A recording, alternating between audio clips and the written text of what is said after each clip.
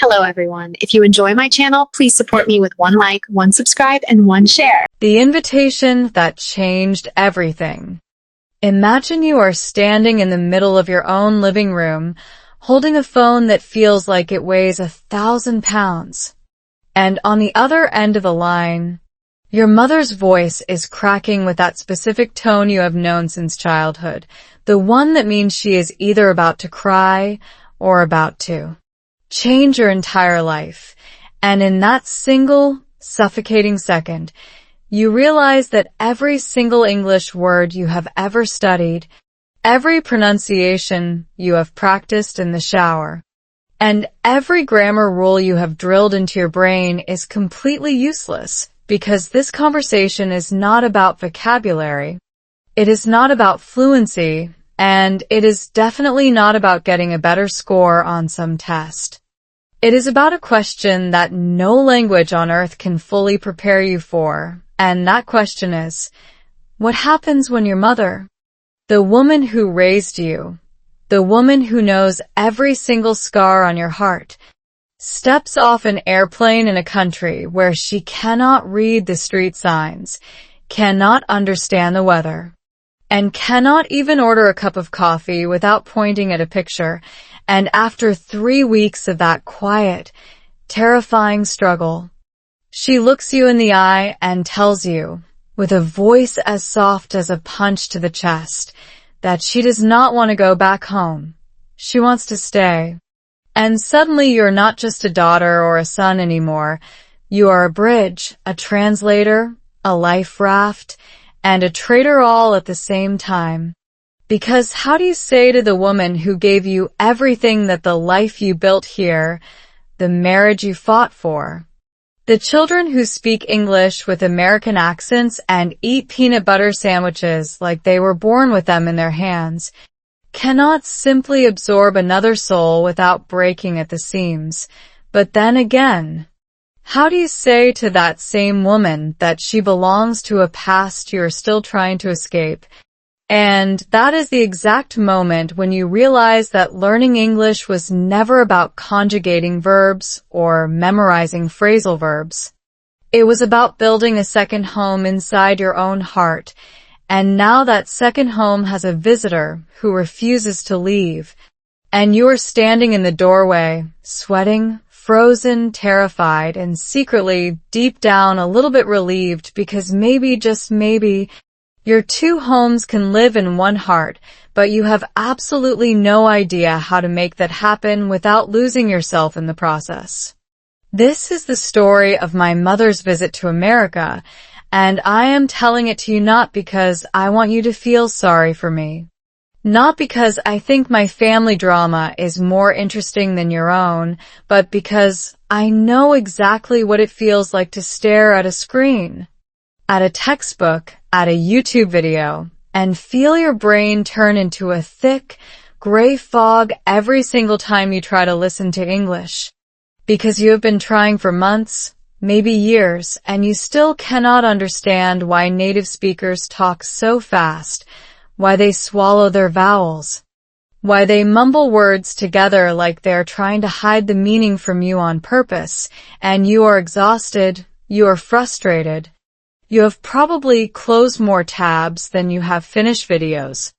And you have told yourself more times than you can count that maybe you are just not built for this. Maybe your brain is too old, too slow, too stubborn, and honestly, if that is you right now, if you are reading these subtitles and feeling that familiar tightness in your chest, let me tell you something that nobody else will tell you, which is that your brain is not broken, you are not stupid. And the reason you are struggling is not because English is too hard, it is because you have been trying to learn it like a machine, memorizing lists and rules, when what you actually need is a story, a real story, a messy, emotional, complicated human story that grabs your heart by the throat and does not let go until your brain, without even asking for permission, starts to understand the rhythm, the melody, the emotional logic of this strange and beautiful language. Because that is how you learned your first language, not through flashcards, not through grammar drills, but through stories your mother told you at bedtime, through arguments at the dinner table, through laughter and tears and all those moments when words meant survival, not grades. And that is exactly what I am going to give you over the next 90 minutes. A slow, clear, carefully pronounced English story that will work on your listening, your reading, and your speaking, not by torturing you with repetition, but by making you feel something real enough that your brain forgets it is learning and just starts absorbing. And the best part is, you're going to practice every single section with me. You're going to listen to my voice, read the subtitles, and repeat the phrases out loud. Because the secret that nobody tells you is that speaking English is not about perfection. It is about courage. It is about opening your mouth even when you know you're going to mess up, just like my mother did when she first arrived in America. A 62-year-old woman who had never left her hometown, who had never been on a long-haul flight, who had never even seen snow. And suddenly, she was standing in the middle of a Chicago airport, surrounded by announcements in a language she did not understand, holding a passport that felt like it belonged to someone else. And she looked at me with those familiar eyes and asked me a question that would haunt me for the rest of my life. She asked, in broken, hesitant English that she had practiced for months in secret, "My daughter, how do I say I am home in this country?" And that question, that impossible, beautiful, heartbreaking question, is exactly why we are here today. Because I want you to experience that same moment of raw, unfiltered emotion. I want you to feel the weight of that question in your own chest. And I want you to realize that English is not a wall. It is not a barrier. It is a door, and you have been holding the key this entire time. You just needed the right story to show you how to turn it, and this story, my mother's story, my family's story, is that key. Because it is not just about grammar. It is about two homes, two cultures, two languages, and one heart that somehow, against all odds, figured out how to make room for all of it without collapsing. But before I tell you how that happened, before I walk you through the fights, the tears, the misunderstandings, and the final, beautiful reconciliation, I need you to do something for me. I need you to take a slow, deep breath. Put your phone down for just a second and ask yourself honestly, right now, what is the real reason you are still here? Why did you click on this video? Why are you still reading these subtitles? Why are you still trying even when you are tired? And whatever that answer is, hold on to it, because by the end of this story, you are going to see that the person you are trying to become is already inside you, waiting for the right moment to speak. And that moment, my friend, is right now, because the truth is, my mother did not speak a single full sentence of English when she arrived. She could not understand the cashier at the grocery store. She could not follow the weather forecast. She could not even say my husband's name without mangling it into something that made both of them laugh until they cried. And yet, by the end of her visit, she had not only survived, she had thrived.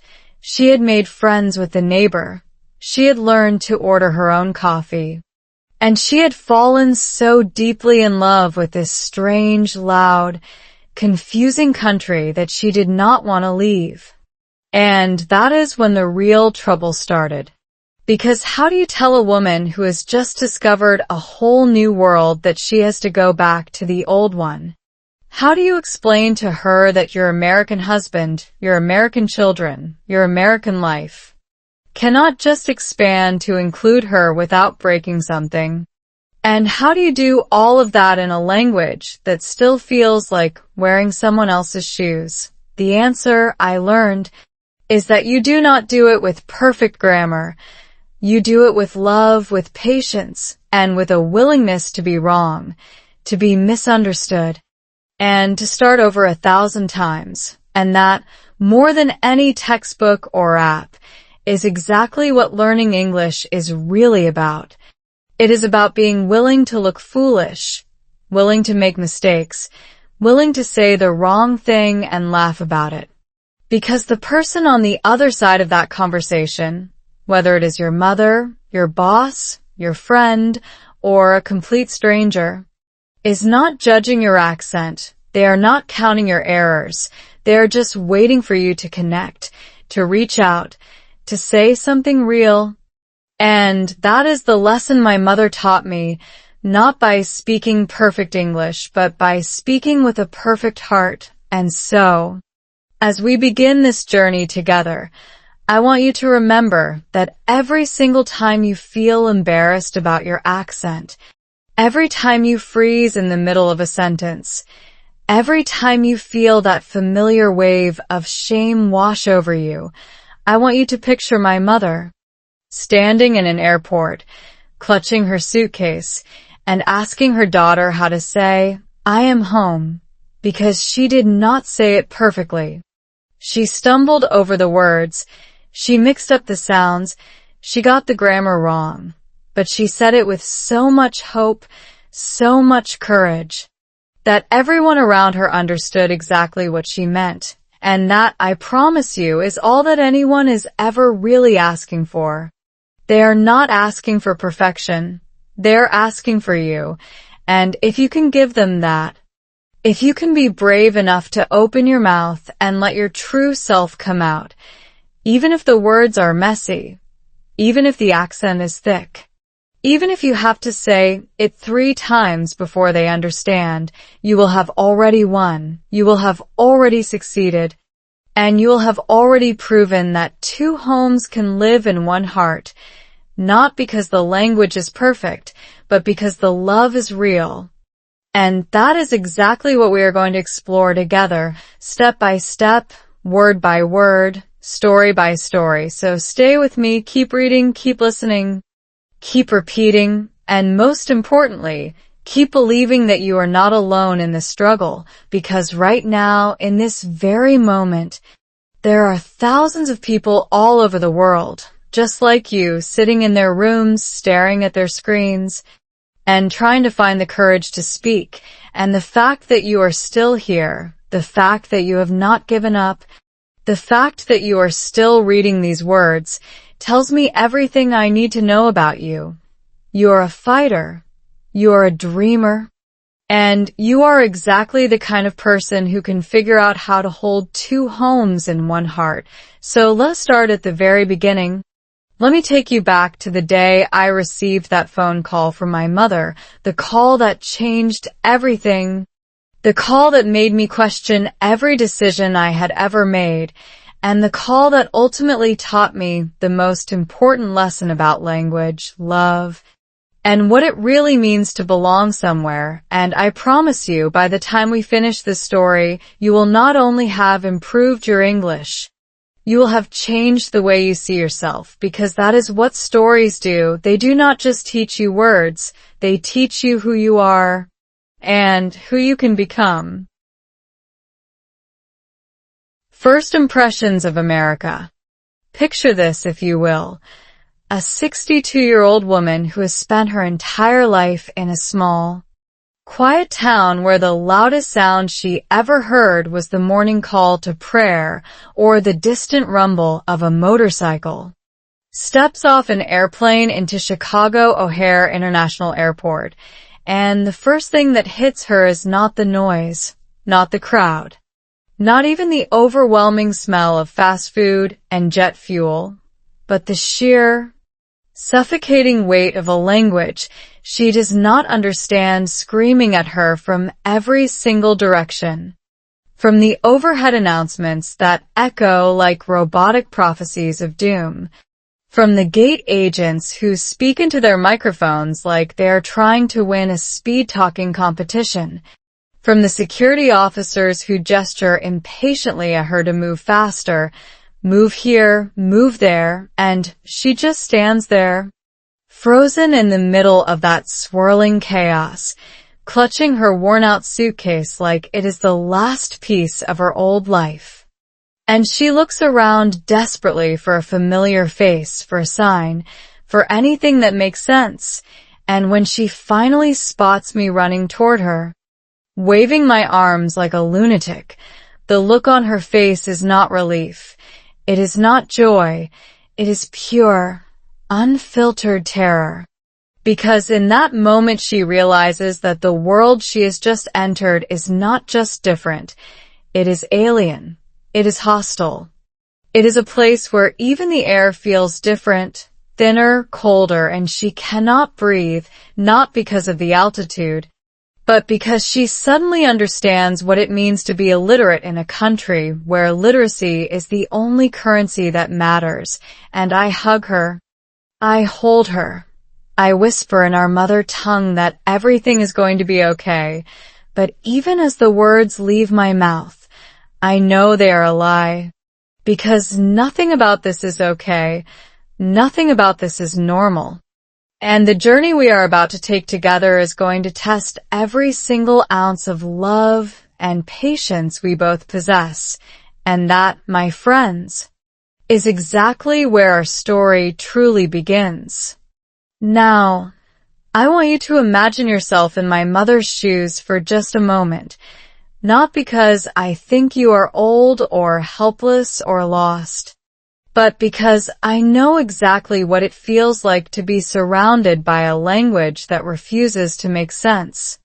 To be standing in a room full of people who speak so fast and so fluently that you might as well be listening to birds chirping, and you smile. You nod, you pretend to understand, but inside you are screaming because you have no idea what anyone just said, and that feeling, that deep, gut-wrenching humiliation, is something every single English learner has experienced at least once, probably 100 times. And if you're watching this video right now, I am willing to bet that feeling is still fresh in your mind, still burning in your chest, still making you want to close this tab and give up forever. But please, do not close the tab. Please stay with me.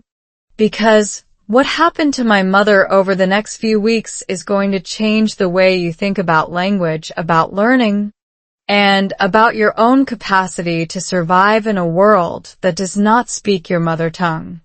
The first week was a disaster, and I am not exaggerating when I say that I spent more time translating than I did sleeping, because my mother could not understand the simplest things. Like how to turn on the faucet in the bathroom because the handle was different from what she was used to, or how to use the microwave without setting it on fire, or how to operate the television remote, which had more buttons than she had ever seen in her entire life. And every single one of those buttons was labeled in English, of course, and she would stare at them like they were ancient hieroglyphics.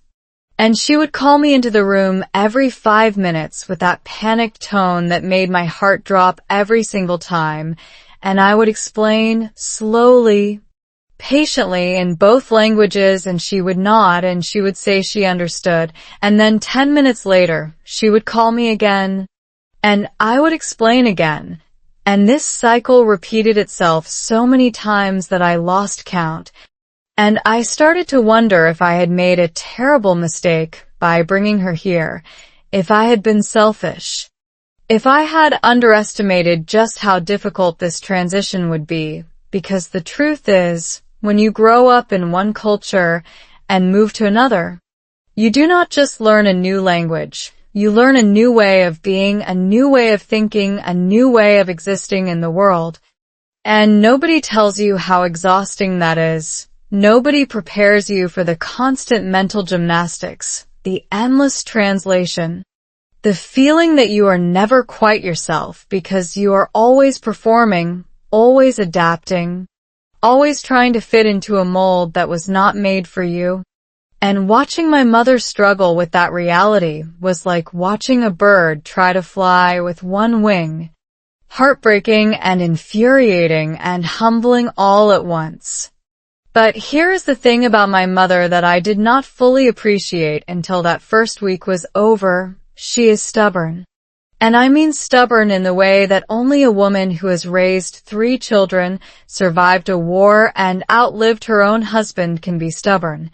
Because after that first week of confusion and frustration and silent tears shed in the middle of the night when she thought I was asleep, something inside her shifted. She stopped waiting for me to explain everything. She started pointing. She started gesturing. She started using the 5 English words she knew. Hello, thank you, yes, no, and sorry.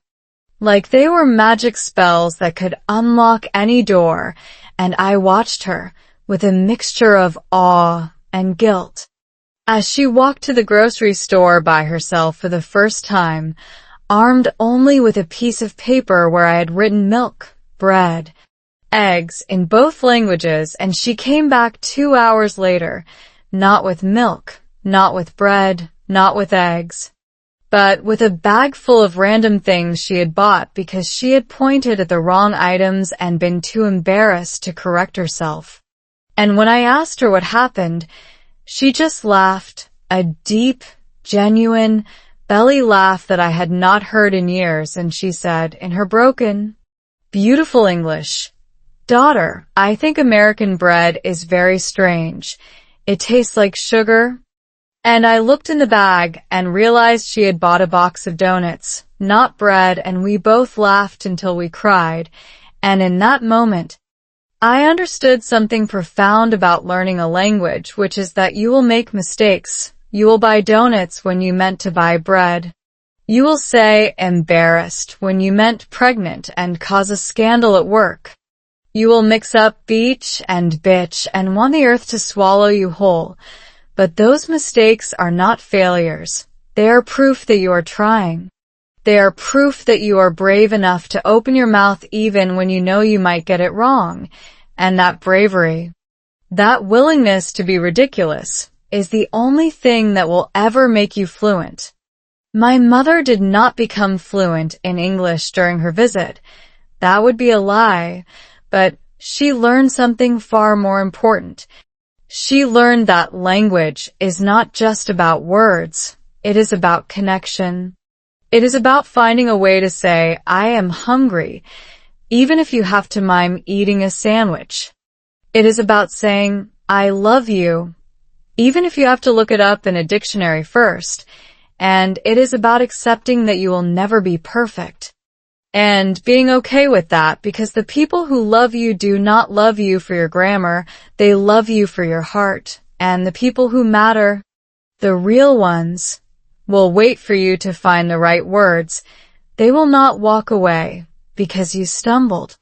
They will hold your hand and help you stand back up, just like I did for my mother, just like she did for me when I was a child learning to speak. Just like you are doing for yourself right now. Every single day, every single video, every single painful, awkward, beautiful attempt to say something in a language that does not belong to you. Now, I want to pause here for a second and talk about something that nobody ever mentions in language learning videos. And that is the physical exhaustion of it all, because when you are learning a new language, your brain is working at maximum capacity. It is processing sounds, decoding meanings, forming responses, and translating everything simultaneously. And this process is so demanding that it actually depletes your glucose levels faster than running a marathon, which is a scientific fact, by the way. And yet we expect ourselves to do it for hours on end without getting tired, without getting frustrated, without wanting to throw our phones across the room. But the truth is, you're going to get tired. You're going to hit a wall. You're going to have days when nothing makes sense and you cannot remember the simplest word. And on those days, I want you to remember my mother standing in that grocery store, holding a box of donuts and laughing at herself. Because she understood that the goal was not to be perfect. The goal was to keep going, to keep trying, to keep showing up, even when it was hard. Especially when it was hard. And that is what I want you to do too. I want you to show up for yourself, not because you have to, but because you deserve to, because you are capable of so much more than you think. And because the only way to get to the other side of the struggle is to go through it, not around it, not over it, straight through it, with all its awkwardness and embarrassment and beautiful, glorious imperfection. So let me tell you what happened next, because after that first week of chaos and donuts and tears, my mother started to change. She started to observe. She started to listen, not just to the words, but to the music of the language, the rhythm, the cadence, the way Americans stretch their vowels and swallow their consonants. And she would sit in the living room every morning with a cup of tea and watch the morning news, even though she could not understand a single word. And she would repeat the anchor's phrases under her breath, mimicking the intonation, the flow, the melody, and one morning, about 10 days into her visit, she looked at me and said, in the clearest English I had ever heard from her, "Good morning. How are you?" And I almost dropped my coffee, because she had not just said the words, she had said them with the exact same rhythm as the news anchor.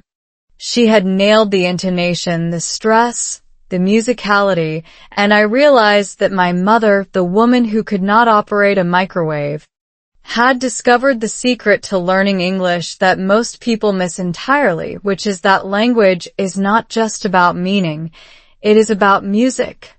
It is about sound. It is about feeling. And if you can learn to listen to the music, the words will follow. And that is exactly what we are going to do together in this video. We're going to listen to the music of the story. We are going to feel the rhythm of the sentences. We are going to repeat the phrases until they live in your bones. Not because you have to memorize them, but because you want to feel them, because you want to make them your own. And by the time we finish this journey together, you are not going to be perfect. None of us are, but you are going to be braver. You're going to be stronger. And you're going to understand that the person you have been trying to become is already inside you, waiting for the right moment to speak. And that moment, my friend, is right now. So take a deep breath with me. Let go of the fear. Let go of the expectation. And let yourself be a beginner. Let yourself be a student. Let yourself be my mother, standing in the middle of a strange new world, holding a box of donuts and laughing at the beautiful chaos of it all. The silent struggle of a mother's heart. Let me tell you something that nobody warns you about when your mother comes to visit you in a foreign country, and that is the silence. Because after the chaos of the airport, after the confusion of the grocery store, after the laughter over the donuts, there comes a silence, so heavy, so profound, that it fills every room of your house like a thick fog. And this silence is not the comfortable kind, not the peaceful kind you share with someone you love. It is the silence of a woman who has suddenly lost her voice in a world that demands she speak. It is the silence of a mother who used to be the loudest person in every room, the one who gave advice, who told stories, who sang old songs while cooking dinner, and now she sits at your kitchen table, staring out the window at the American suburb, at the identical houses, the perfectly manicured lawns, the neighbors walking their dogs and waving at each other. And she cannot say a single word to any of them, not because she does not want to, but because the words she has carried with her for 62 years, the words that shaped her, defined her, made her who she is, are completely useless here. And she does not know how to be the woman she was without them. And watching that transformation, that quiet, devastating shrinking of her spirit, was one of the most painful things I have ever experienced, because I saw myself in her. I saw every single English learner who has ever felt invisible, irrelevant, reduced to a child in a world of adults, and I wanted to scream. Not at her, not at the world, but at the sheer injustice of a system that makes grown, intelligent, accomplished people feel like they have nothing to offer because they cannot conjugate a verb correctly. Now, I know what you are thinking. You are thinking that this is just a story, that I am exaggerating for dramatic effect, that my mother was fine, that she adapted, that everything worked out in the end, and you are right, of course, everything did work out. But the journey to that happy ending was paved with moments of such profound loneliness that I still get emotional just thinking about them. Because there was one afternoon, about 2 weeks into her visit, when I came home from work early and found her sitting alone in the backyard, on a plastic chair that looked too small for her, staring at the sky, and I watched her for a full minute before she noticed me, and in that minute, I saw something that broke my heart into 1,000 pieces. I saw her lips moving silently, forming words in our mother tongue. Words that nobody in this country would ever understand. Words that were beautiful and poetic and full of meaning. And she was reciting them to the clouds, to the birds, to the empty air, because she had no one else to say them to. And when she finally turned and saw me standing there, her eyes were wet, not with tears, but with that specific kind of grief that comes from being surrounded by noise and yet feeling completely alone. And she smiled, that brave, trembling smile that mothers do when they do not want you to worry. And she said, in English, because she was determined to practice, "Daughter, today is a good day. The sky is very blue." And I wanted to tell her that the sky was always blue here, that this was not special, that she did not have to pretend, but I did not, because I realized that for her, every small victory, every simple observation, every word she managed to say in this foreign language was a tiny rebellion against the silence that threatened to swallow her whole. This is where the science comes in, because what my mother was experiencing is something that linguists and psychologists have studied extensively. And they call it language attrition, which sounds like a fancy academic term. But all it really means is that when you are deprived of your native language environment, when you cannot speak the language that shaped your soul, you actually start to lose access to parts of your identity, your memories, your emotional core. Because language is not just a tool for communication. It is the very fabric of thought. It is how we process grief, how we express joy, how we make sense of the world. And when you take that away from someone, even temporarily, they do not just struggle to order coffee.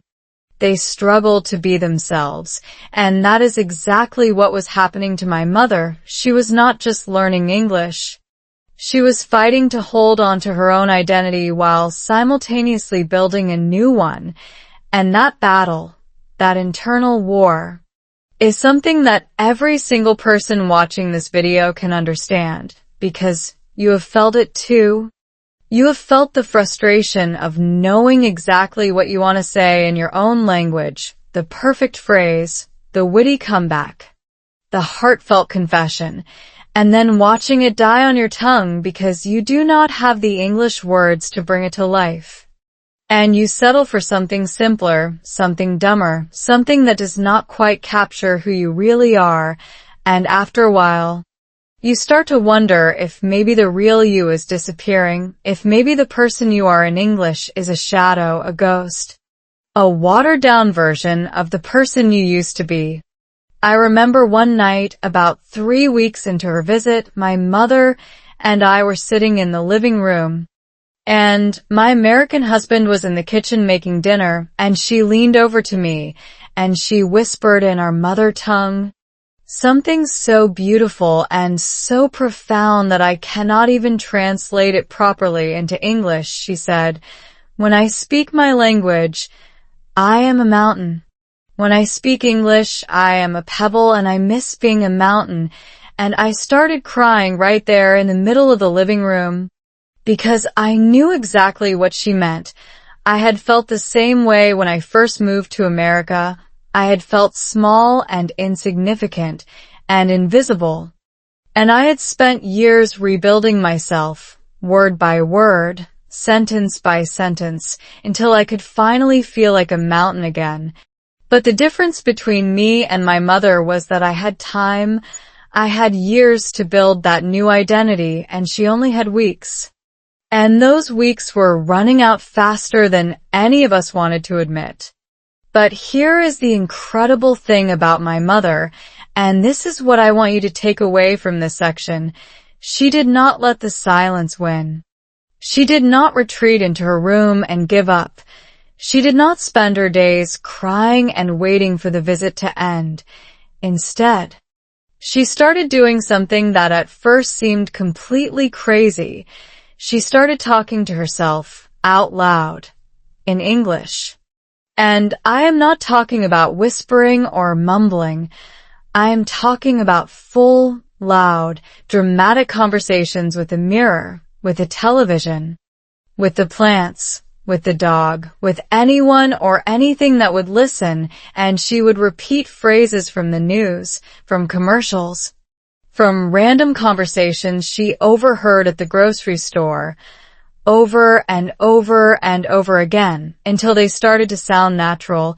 And at first, I thought she was losing her mind. I honestly did, but then I realized what she was doing. She was reclaiming her voice. She was refusing to let the silence win.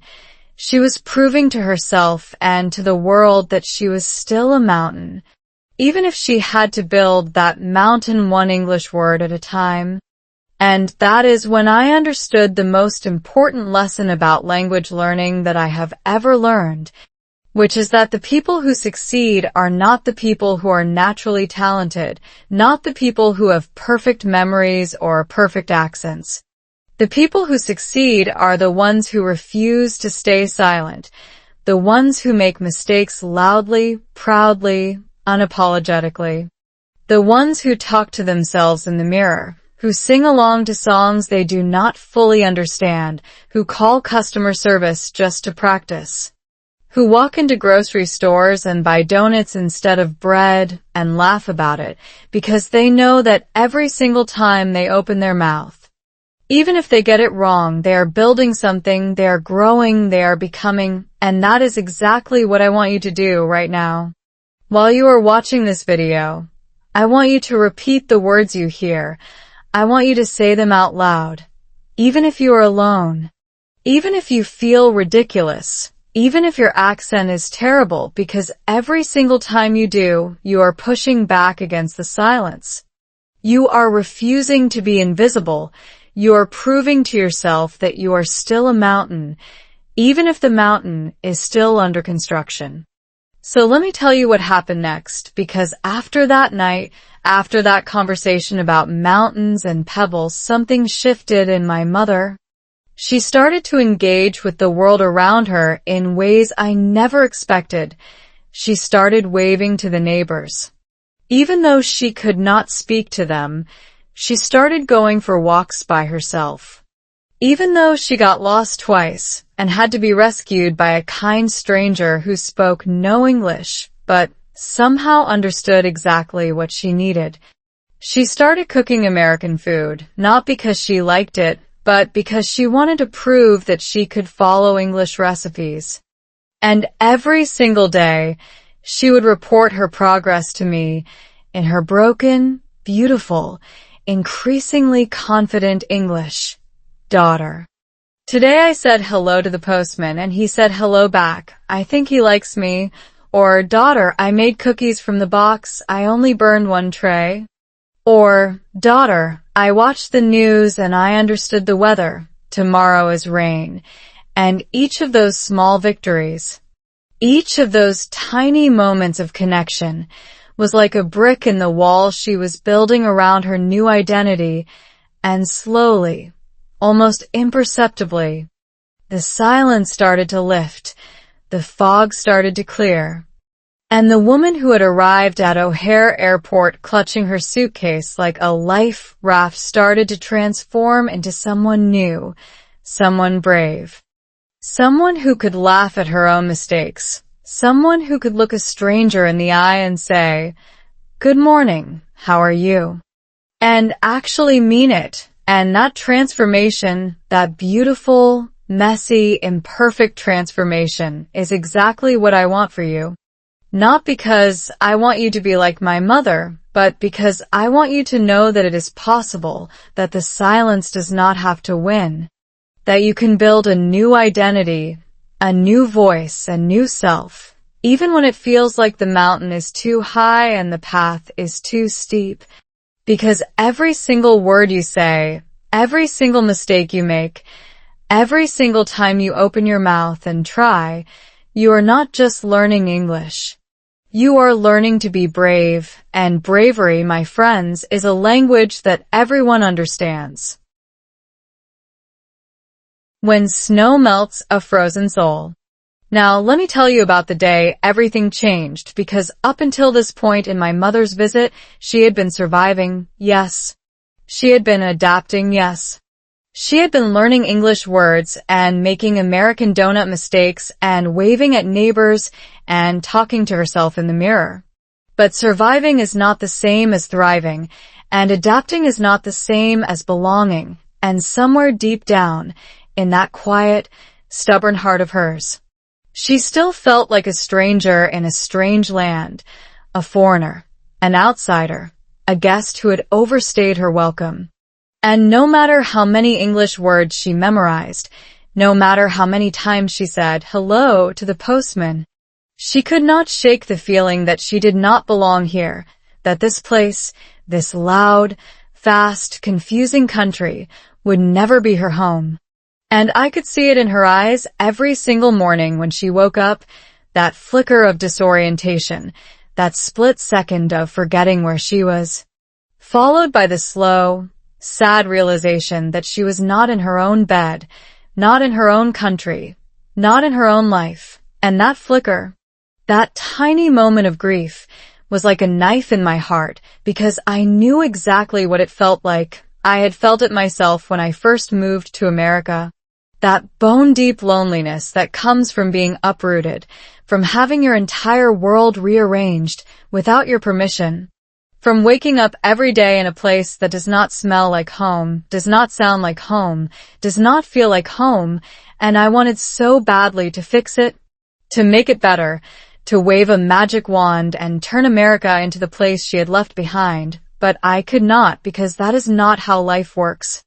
That is not how immigration works. That is not how any of this works. And so I watched her struggle, and I felt guilty. And I wondered if I had made a terrible mistake by bringing her here. And then, on a cold Tuesday morning in late November, something happened that changed everything. Something so simple, so unexpected, so ridiculously ordinary that I almost missed it. But it was the beginning of a transformation that would rewrite the entire story of her visit. And that something was snow. Now, I know what you are thinking. You are thinking, Snow, really, that is the big dramatic turning point. That is the moment that changed everything. And yes, I know it sounds ridiculous. I know it sounds like the setup to a bad Hallmark movie, but I am telling you, the first time my mother saw snow falling from the sky, she looked like a child who had just discovered magic. And I am not exaggerating. Because you have to understand, my mother had never seen snow in her entire life. She had grown up in a tropical country where the seasons were hot. Hotter and hottest, where the only white thing that ever fell from the sky was rain, and she had heard about snow, of course. She had seen it in movies, in pictures, in the glossy magazines that wealthy tourists brought back from their travels, but she had never touched it, never tasted it, never felt it land on her skin and melt into a tiny, cold kiss. And so when she woke up that morning and looked out the window and saw the world transformed into a sparkling white wonderland, she literally gasped. She clutched her chest like she was having a heart attack, and she ran to my bedroom, still in her pajamas.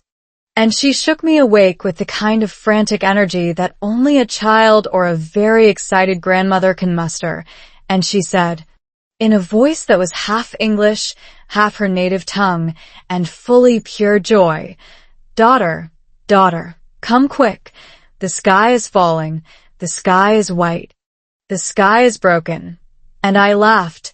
I could not help it, because her English was so beautifully wrong, but her excitement was so beautifully real.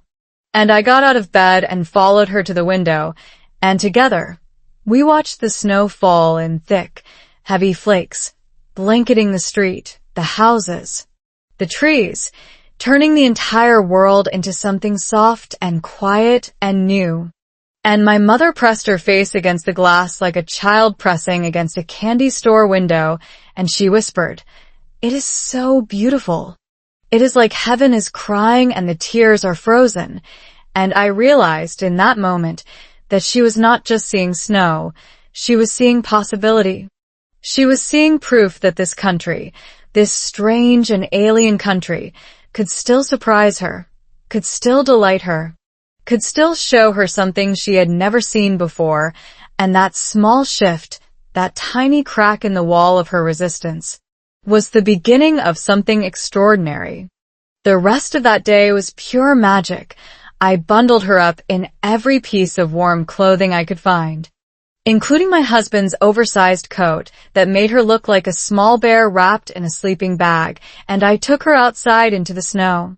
And she stepped onto the white ground with the caution of someone walking on thin ice, and when her foot made that first soft crunch, she gasped again, and then she laughed, that deep, joyful, unself-conscious laugh that I had not heard since she arrived, and she started stomping, deliberately, childishly, stomping her feet in the snow just to hear the sound. And then she bent down and picked up a handful of the white stuff and held it up to her face like it was the most precious thing in the world.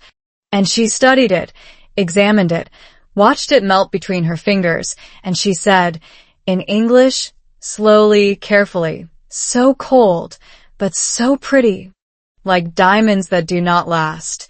And I was so proud of her in that moment, not because her English was perfect, it was not, but because she was doing exactly what I had been trying to teach her to do. She was experiencing the language. She was feeling the words.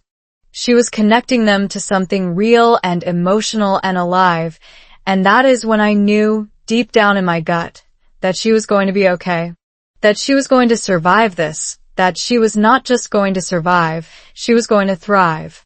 Now, here is the science part, because I want you to understand why that moment mattered so much, not just to my mother, but to everyone who is struggling to learn a new language, because what happened to my mother that morning was not just an emotional experience. It was a neurological one. You see, when you learn a new language, your brain is not just memorizing words, it is building new neural pathways. And those pathways grow stronger when they are connected to strong emotions, to vivid memories, to sensory experiences. And the reason most people struggle with language learning is not because they are stupid, it is because they are learning in a vacuum. They are memorizing lists of vocabulary words that have no emotional connection to their lives. They are studying grammar rules that feel abstract and meaningless, and so their brains have no reason to hold on to that information. But when you connect a language to something real, something emotional, something unforgettable, like the first time you see snow, or the first time you taste a new food, or the first time you fall in love, your brain lights up like a Christmas tree.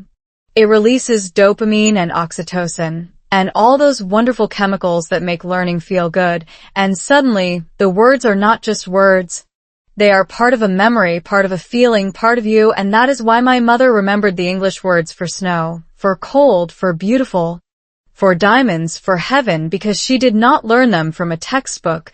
She learned them from the ground, from the sky, from the frozen tears of heaven itself. And that is exactly what I want for you. I do not want you to learn English from a list.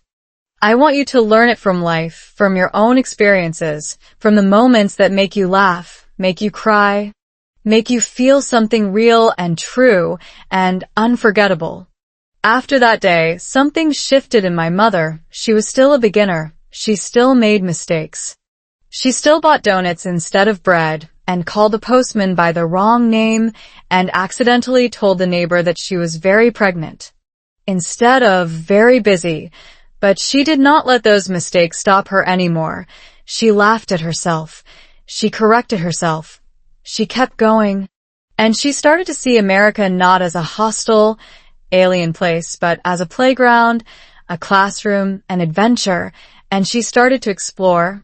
She went to the park and watched the children play. She went to the library and asked the librarian for books with pictures. She went to the coffee shop and practiced ordering her own drink, and every single time she did something that scared her. Every single time she pushed herself out of her comfort zone, she came back with a new story, a new word, a new piece of her new identity, and slowly, almost imperceptibly, the woman who had arrived at O'Hare Airport clutching her suitcase like a life raft started to change. She started to stand taller, speak louder, laugh more freely, and she started to look at America not as a place she had to endure, but as a place she could love. And that transformation, that beautiful, slow, messy transformation, was the most inspiring thing I have ever witnessed because it was proof that it is never too late. That language is not just about age or talent or intelligence. It is about courage, about curiosity, about the willingness to step into the unknown and trust that you will find your way. And so I want to ask you right now, what is your snow? What is the thing that makes your heart beat faster, that makes you feel alive, that makes you want to learn? Because whatever it is, I want you to connect it to your English learning. I want you to find the words to describe it, to talk about it, to share it with someone. Even if you do not have the perfect vocabulary, even if you stumble and stutter and make 1,000 mistakes, because the person you are talking to, the person you are connecting with, does not care about your mistakes. They care about your passion. They care about your story. They care about the fact that you are trying, and that, my friends, is the real secret to language learning. It is not about being perfect. It is about being present. It is about showing up with your whole heart and trusting that the words will come, just like my mother did, standing in the snow, holding diamonds in her hands and saying, so cold, but so pretty, and meaning it with every fiber of her being. The war between two worlds. And then came the moment I had been dreading since the day she arrived, the moment when the snow had melted, the donuts had been eaten, the neighbors had been waved at, and the novelty of America had started to wear thin, because one evening, about 6 weeks into her visit, my mother sat me down at the kitchen table with a cup of tea and a look on her face that I knew all too well. The look she used to give me when I was a teenager and had done something stupid, the look that said, we need to talk, and you are not going to like what I have to say. And my heart started pounding before she even opened her mouth, because I knew what was coming. I had known it was coming for weeks. I had seen it in the way she looked at the houses on our street, the way she lingered in the grocery store, the way she watched American families with a hunger that had nothing to do with food, and when she finally spoke, her voice was calm, measured, terrifyingly steady. She said, daughter, I have decided I do not want to go back home. I want to stay here. I want to live in America. And the room started spinning. The kitchen, the table, the cup of tea, everything blurred into a sickening swirl of panic and guilt and anger. Because how dare she drop this bomb on me after all these years, after I had finally built a life here, a stable life, a happy life, a life that did not include her. And I know that sounds cruel, I know that sounds selfish, but you have to understand what it took for me to get here. The sacrifices, the sleepless nights, the tears, the years of loneliness, the years of feeling like a stranger in my own skin. And I had finally made it. I had finally found my footing. I had finally built a home for my husband, for my children, for myself. And now she was asking me to tear it all down and rebuild it with her inside. And I could not do it. I could not. And so I did something that I am not proud of. I panicked. I shut down. I told her we would talk about it later. And I walked out of the kitchen, out of the house, out into the cold American night. And I walked and walked until my legs ached and my lungs burned and I could not feel my face anymore. And I sat down on a park bench under a street light and I cried, not the quiet, dignified tears of a grown woman, but the ugly, heaving sobs of a child who has just been told that everything she worked for is about to be taken away. Now, I want you to understand something, and this is where the real story begins, because what I felt in that moment, that gut-wrenching panic, that terror of having my carefully constructed life disrupted, is exactly what every single immigrant feels when their two worlds collide. And it is also exactly what every single English learner feels when they realize that learning a new language is not just about vocabulary and grammar. It is about identity. It is about belonging. It is about the terrifying question of who you are and who you want to become. Because here's the thing, my mother was not just asking to stay in America, she was asking me to redefine my entire identity. To go back to being the daughter who needed her mother, the daughter who was still connected to the old country, the daughter who had not fully cut the cord, and I had spent so many years building my American self, my independent self, my self-sufficient self, that I had forgotten that the old self, the one who spoke her mother tongue and ate her mother's cooking and cried on her mother's shoulder, was still there, buried deep under layers of English words and American habits and carefully constructed distance. And my mother's request had just dug her up, and she was screaming, and I did not know what to do with her. The next few days were a nightmare. I avoided my mother, I worked late, I stayed in my room, I made excuses, and every single time I saw her face, I felt a wave of guilt so powerful that it made me physically sick, because I knew I was hurting her. I knew she was confused. I knew she was lonely. And I knew that none of this was her fault. She was not trying to ruin my life. She was trying to save hers. She was trying to find a way to be happy, to be close to her family, to escape the loneliness of her life back home. And I was punishing her for it, because I was too scared to face the truth. And the truth was, I did not know how to be both. I did not know how to be the American daughter and the foreign daughter. I did not know how to balance two cultures, two languages, two identities, without falling apart, and I was terrified that if I let her stay, I would lose myself, that I would be swallowed by the past I had worked so hard to escape, and that fear, that deep, primal fear of regression, of going backward, of losing all the progress I had made, is something that I know every single immigrant, every single language learner, every single person who has ever tried to reinvent themselves has felt at some point, because when you change your language, you change your identity, and when you change your identity, you risk losing the person you used to be, and sometimes that loss feels like a death. But here is where the science comes in, because what I was experiencing, that paralyzing conflict between two identities, is something that psychologists call bicultural identity conflict, and it is incredibly common among immigrants and bilinguals. And what happens is that your brain actually develops two separate neural networks, one for each language and culture, and these networks can clash. Especially when you are forced to make decisions that involve both cultures, like whether to let your mother move in with you, whether to prioritize American independence or foreign family loyalty, whether to speak English or your mother tongue at home. And this clash triggers a stress response, your cortisol levels spike, your amygdala goes into overdrive, and you literally feel like your head is going to explode, and that is exactly what I was feeling. My brain was at war with itself. My American self and my foreign self were locked in a battle that I did not know how to win, and the worst part was, I could not even explain any of this to my mother, because her English was not good enough to understand complex psychological concepts. And my English was too foreign to express the deep, nuanced pain I was feeling. And so we suffered in silence. 2 women, 2 languages, 2 worlds, separated by a chasm that neither of us knew how to bridge.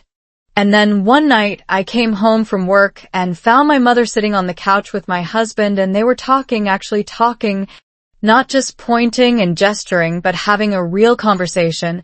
And I froze in the doorway because I could not believe what I was seeing.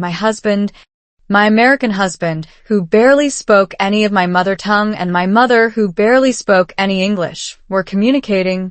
And they were actually laughing, and I walked closer, and I realized what was happening. They were using a combination of broken English, broken mother tongue, hand gestures, facial expressions, and pure, unadulterated determination.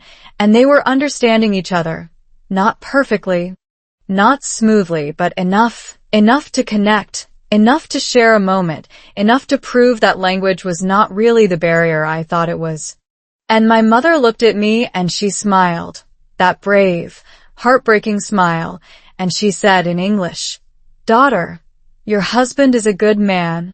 He says I can stay as long as I want. He says this is my home too." And I looked at my husband and he shrugged, that American shrug that said, "What can I say? I love you. I love her. We will figure it out." And in that moment, I realized that I had been so focused on my own fear, my own identity crisis, my own battle between 2 worlds, that I had forgotten the most important thing of all, which is that love is a language that transcends all others, and that my mother and my husband, 2 people from opposite sides of the world, had found a way to communicate without perfect grammar, without fluent vocabulary, without any of the things I thought were so important. And they had done it simply because they both loved me, and they both wanted to make this work, and that realization hit me like a ton of bricks. Because it made me understand that the war between 2 worlds was not a war at all.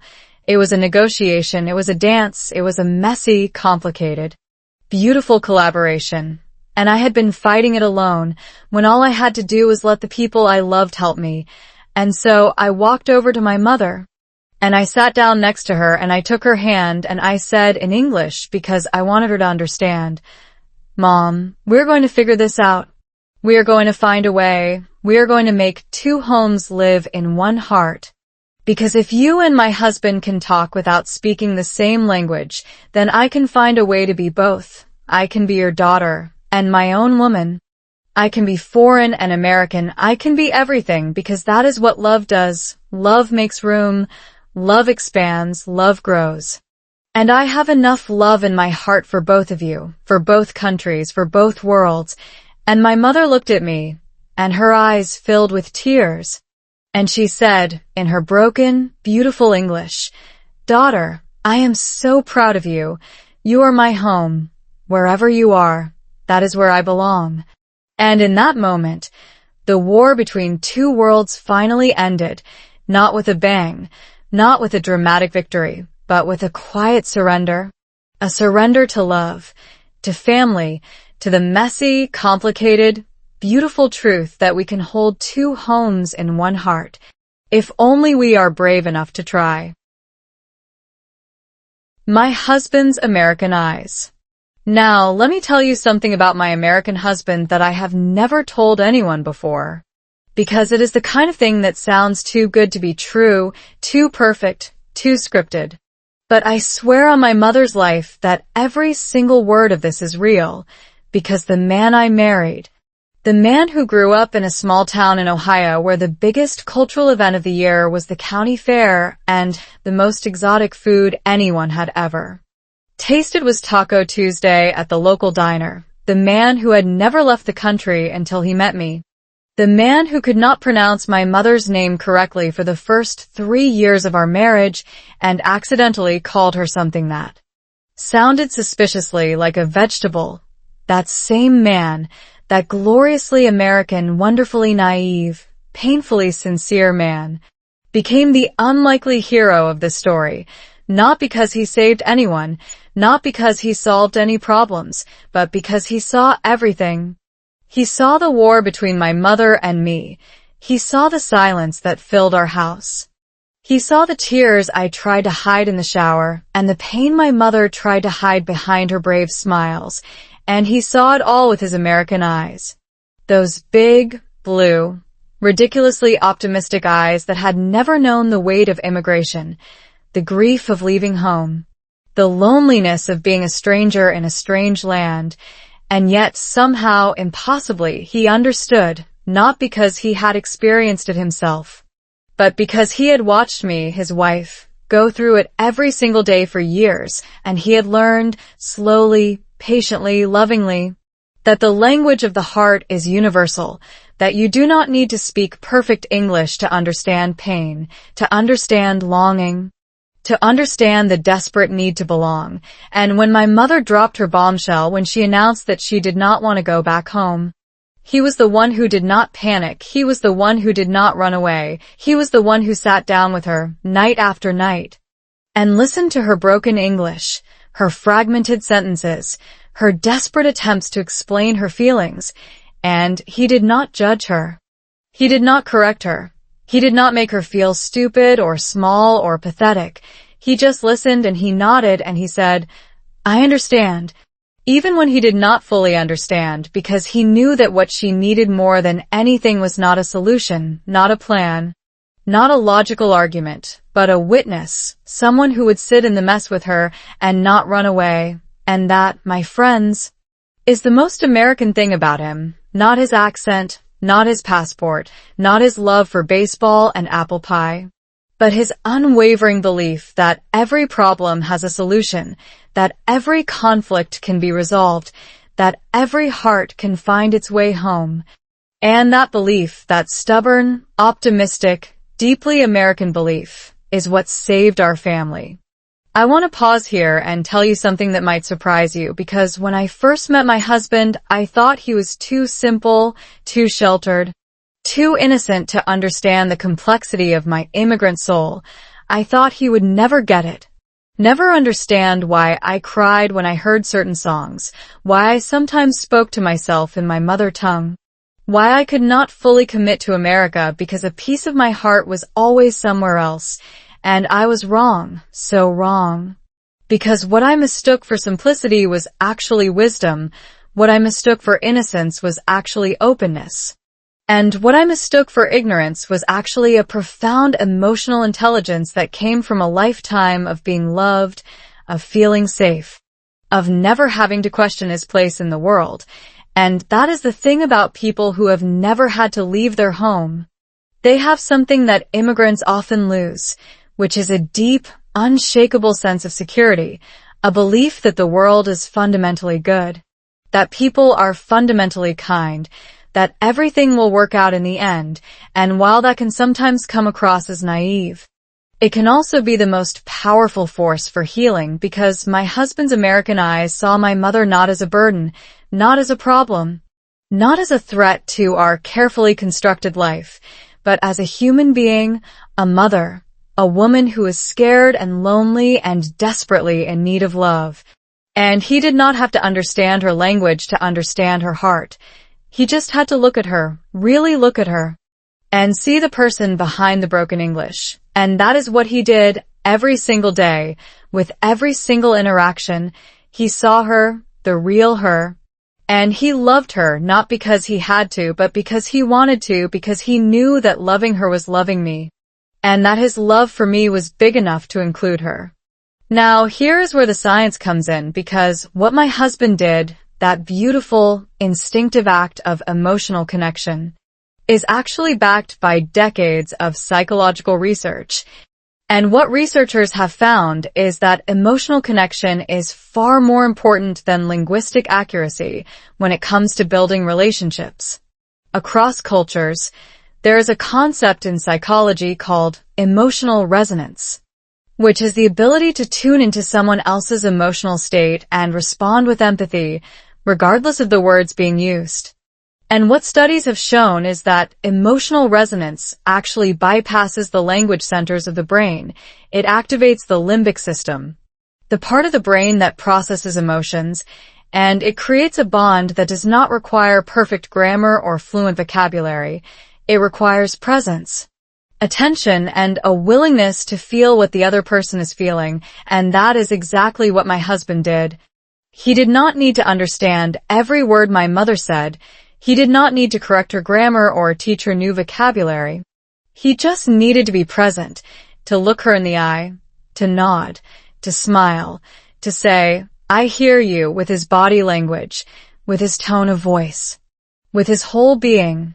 And that presence, that quiet, steady presence, was more powerful than any language lesson, because it told my mother that she mattered, that her feelings were valid, that she was not invisible.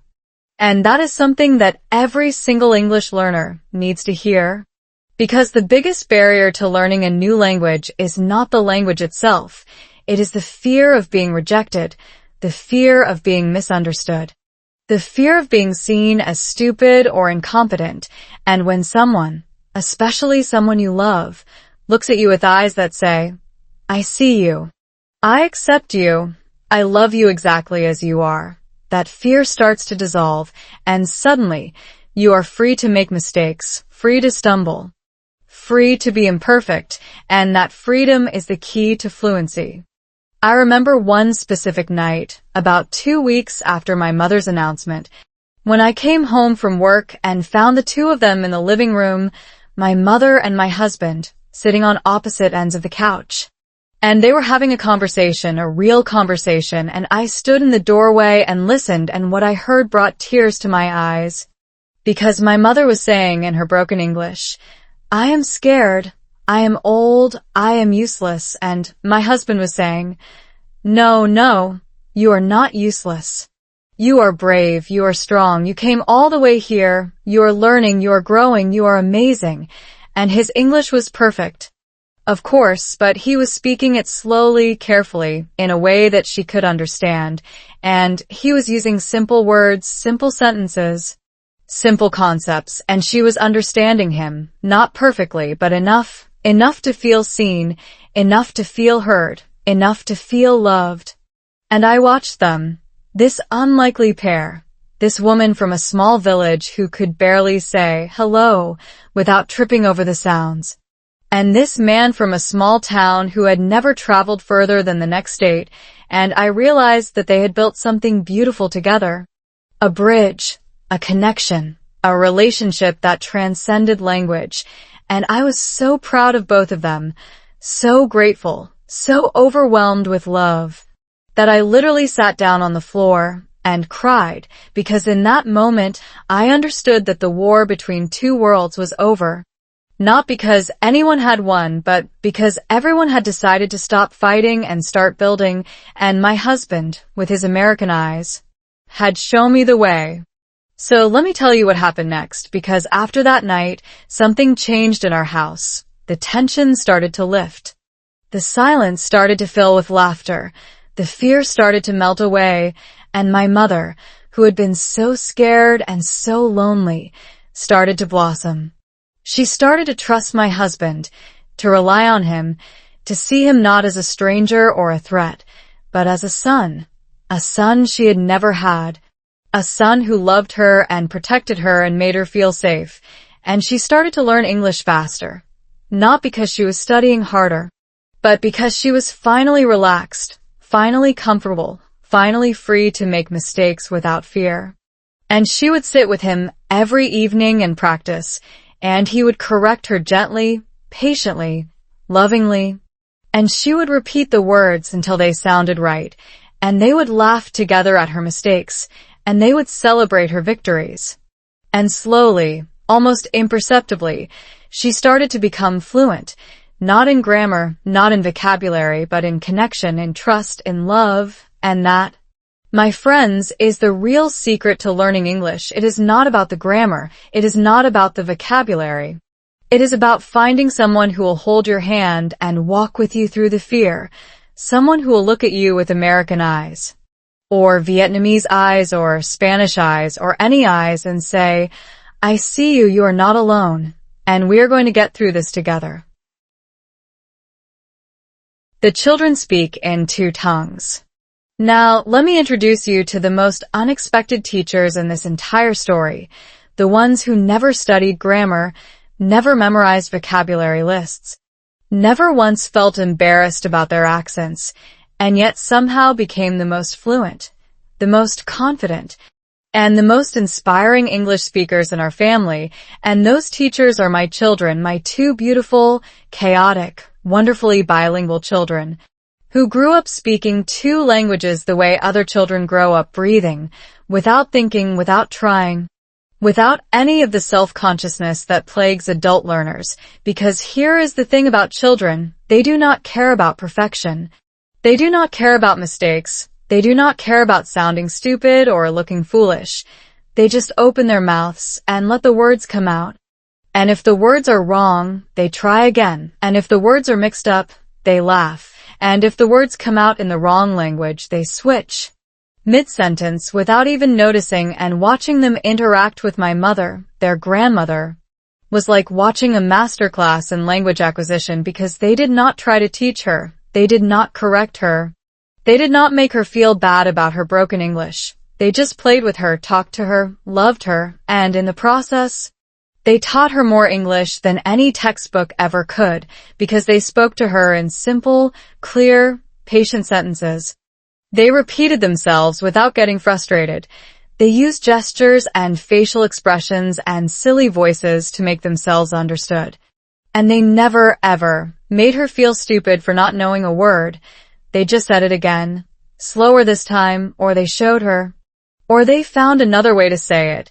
And my mother, who had been so intimidated by the complexity of English, so overwhelmed by the endless rules and exceptions and confusing pronunciations, found herself relaxing, found herself laughing, found herself learning, not because the language was suddenly easier, but because the people around her made it safe to try. And that safety, that freedom from judgment, is the single most important factor in language learning.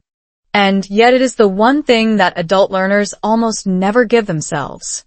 I want you to picture this scene because it will tell you everything you need to know about how language should be learned.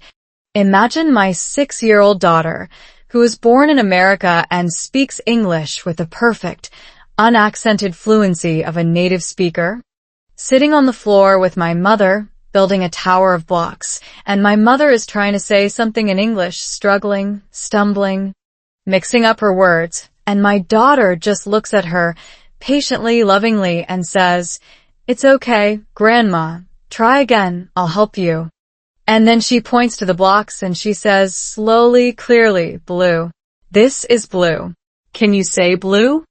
And my mother repeats, "Blue." And my daughter claps and says, "Yes. Good job, Grandma. You did it."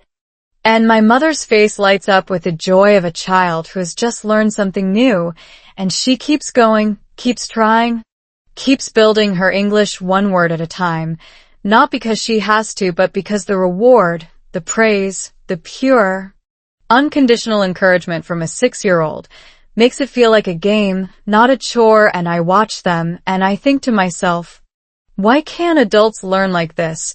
Why do we make language learning so painful, so stressful, so full of pressure and judgment and fear? Why do we test ourselves instead of playing? Why do we correct ourselves instead of celebrating our mistakes? Why do we forget that the most important thing is not to be perfect, but to keep going, to keep trying, to keep building our towers of blocks?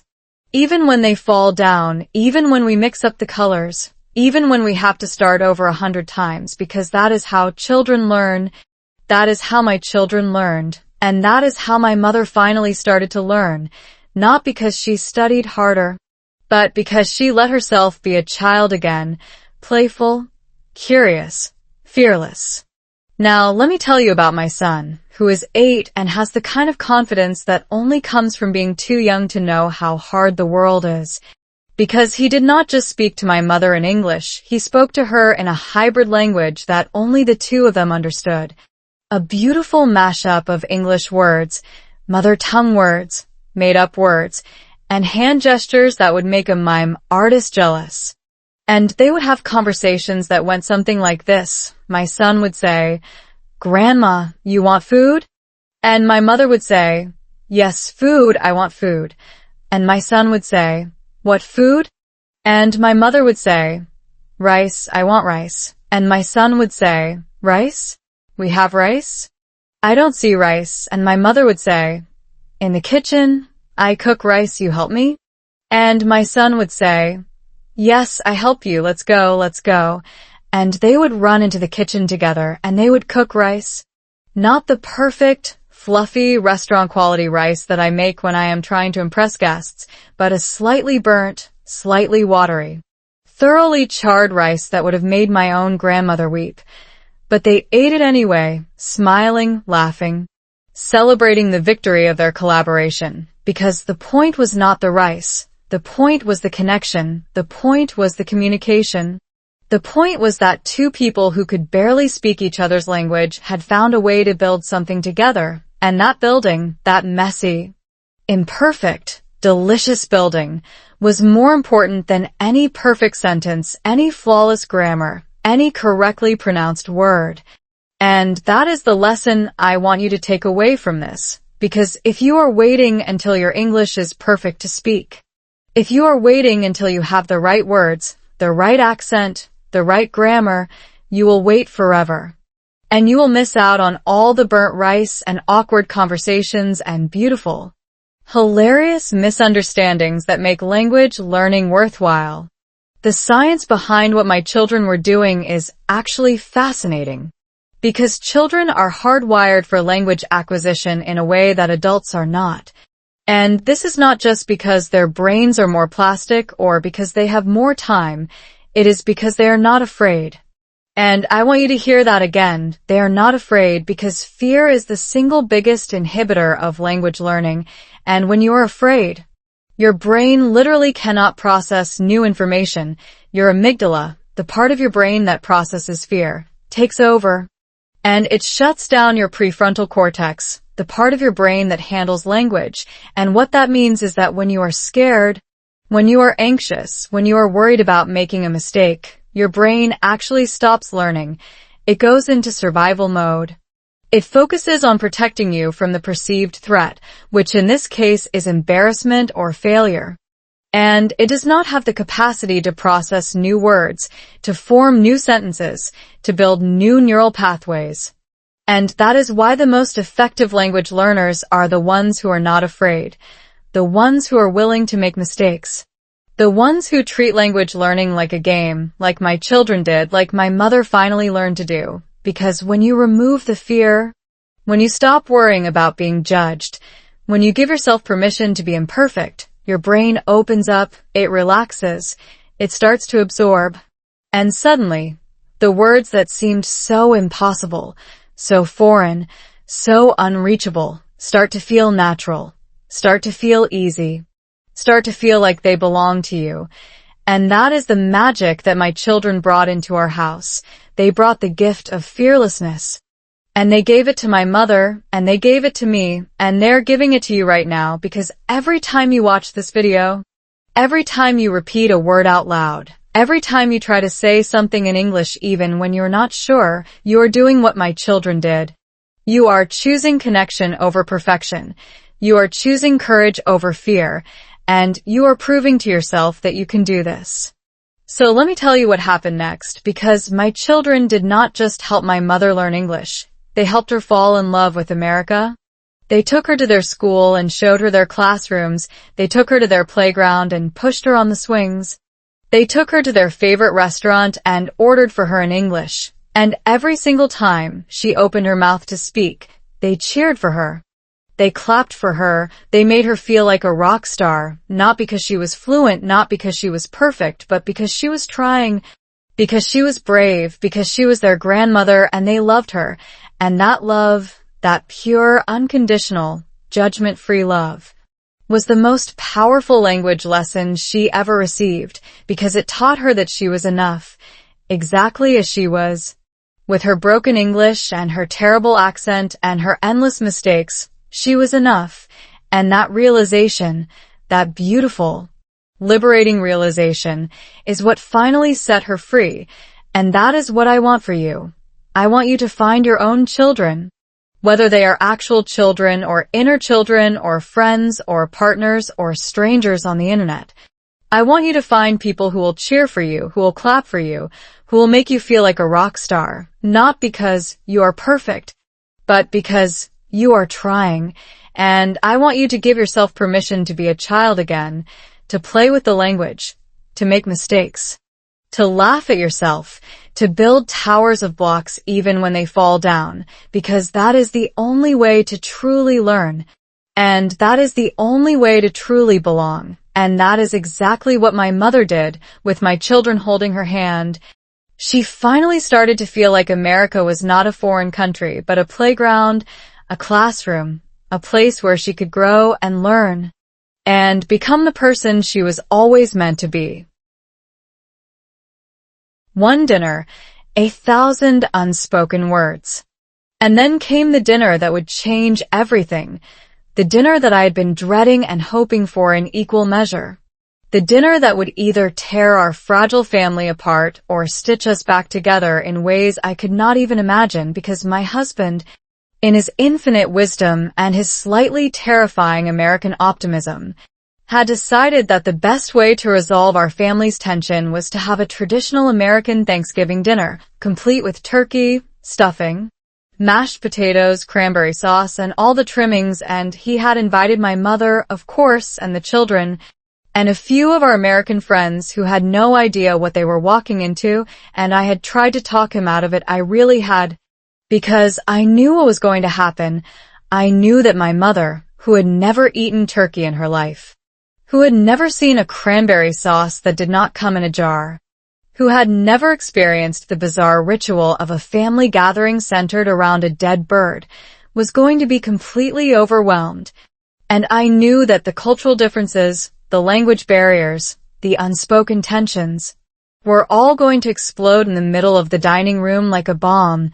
And I told him, I said, "Honey, this is a terrible idea. My mother is going to be confused. She is going to be uncomfortable.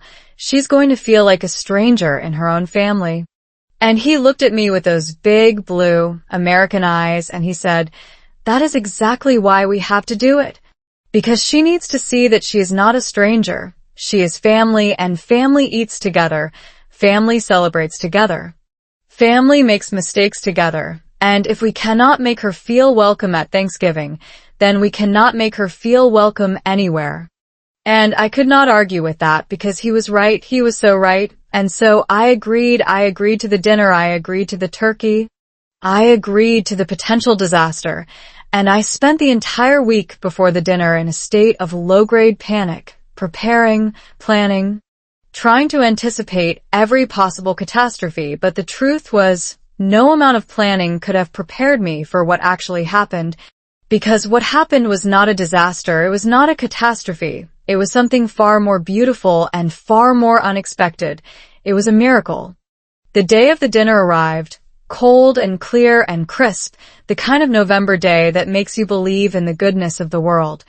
And my mother woke up early, earlier than anyone else, and she went into the kitchen and started cooking, not turkey, not stuffing, not any of the American dishes that my husband had planned, but her own food, the food of her childhood, the food of her country, the food that smelled like home. And when I walked into the kitchen that morning, I found her standing over the stove, stirring a pot of something fragrant and spicy and familiar, and she looked at me and she smiled, that brave, stubborn smile, and she said, "Daughter, your husband wants to feed us American food, but I want to feed him my food. I want him to taste my home. I want him to understand who I am. Because food is a language too, and I want to speak my language to him." And I started crying right there in the kitchen, because I had been so focused on making her fit into our world that I had forgotten that she needed to bring her world into ours. And that the only way to truly connect was not to erase the differences, but to celebrate them, to share them, to eat them together.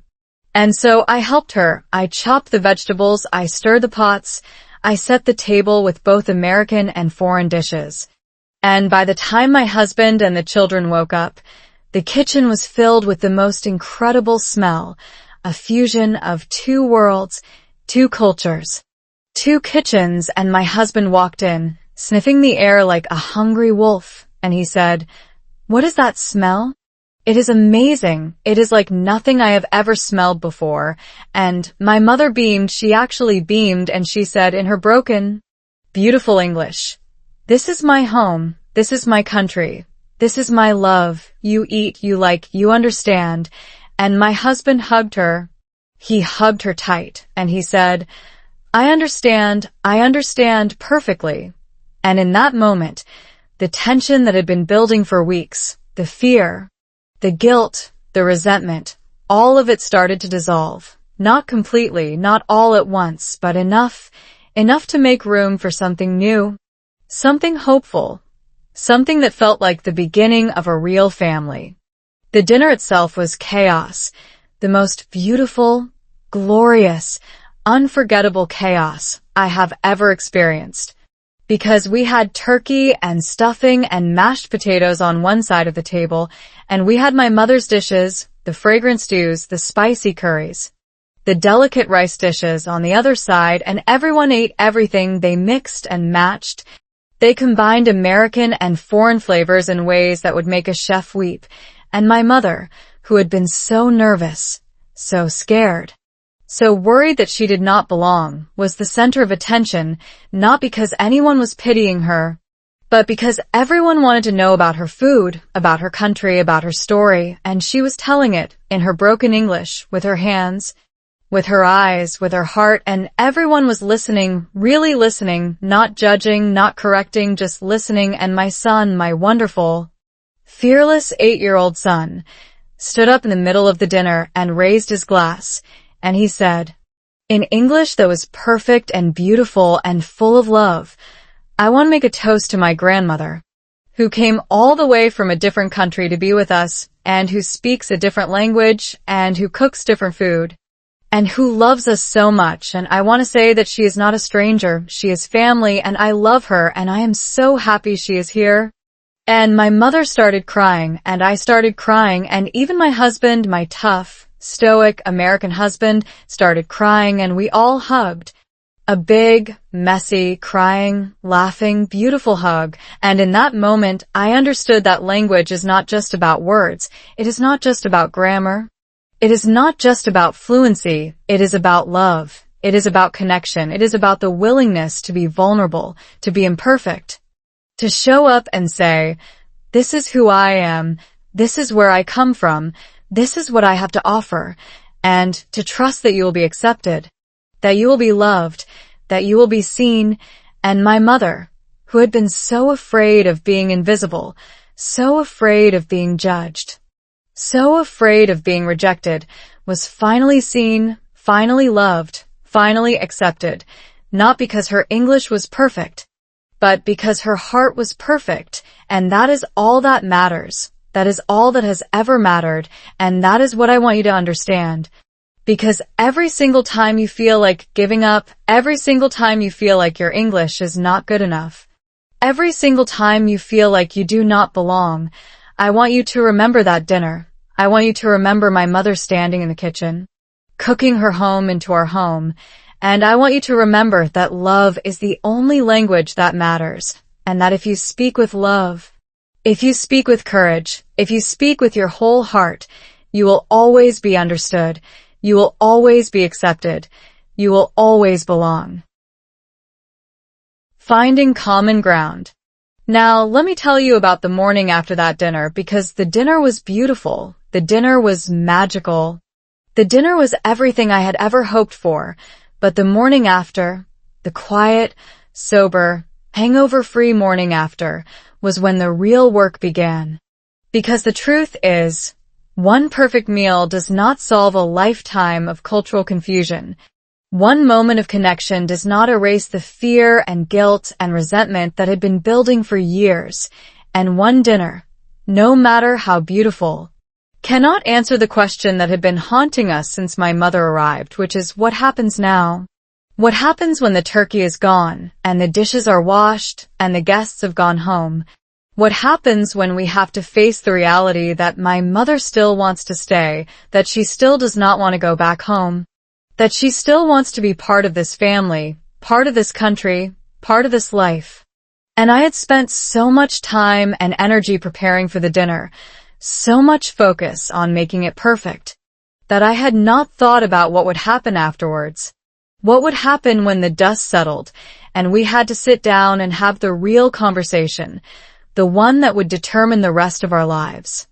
And that conversation I knew was going to be the hardest thing I had ever done, not because I did not love my mother, not because I did not want her to be happy, but because I still did not know if I could do it, if I could let her in, if I could make room for her in a life that I had carefully, painstakingly built without her.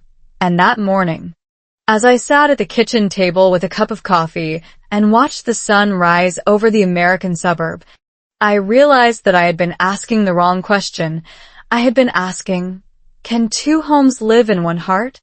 But the real question, the question that I had been avoiding, was, can I be brave enough to let them? Because the truth was, my heart was big enough, my capacity for love was big enough, my family was strong enough, but I was scared, I was terrified. I was paralyzed by the fear of losing myself, the fear of being swallowed by the past.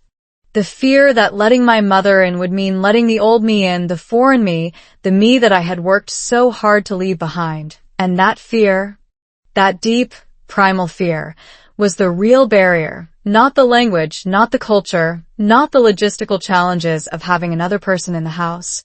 It was my own fear, and until I could face that fear, until I could look it in the eye and say, I am not afraid of you anymore, nothing was going to change. So I did something that I had never done before. I called my mother into the kitchen, I poured her a cup of tea, and I sat her down and I said, Mom, I need to tell you something, and I need you to listen because this is the most important thing I have ever said to you. And she looked at me, her eyes filled with that familiar mix of hope and fear, and she nodded, and I said, I am scared. I am scared that if you stay, I will lose myself. I am scared that I will go back to being the person I was before, the person who could not survive without you, the person who is afraid of the world. I am scared that I will forget who I am, and I am scared that I will resent you for it.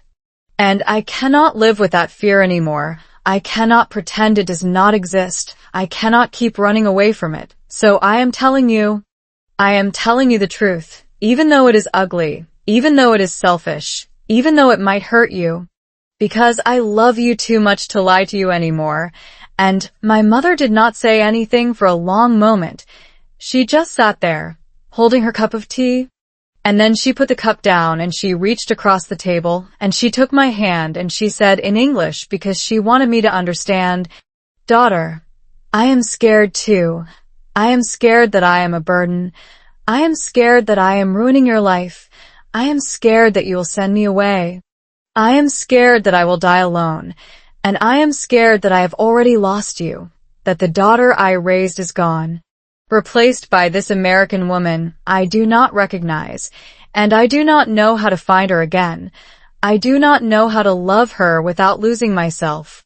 And we sat there, two women, two generations, two worlds, holding hands across the kitchen table, and we cried and we talked and we yelled, and we apologized and we cried some more, and by the time the sun was fully up, we had said everything that had been unspoken for weeks, for months, for years, and we were exhausted, but we were also free from the lies, free from the secrets, free from the fear that had been poisoning our relationship, and that freedom, that beautiful, terrifying, liberating freedom, was the first step toward finding common ground.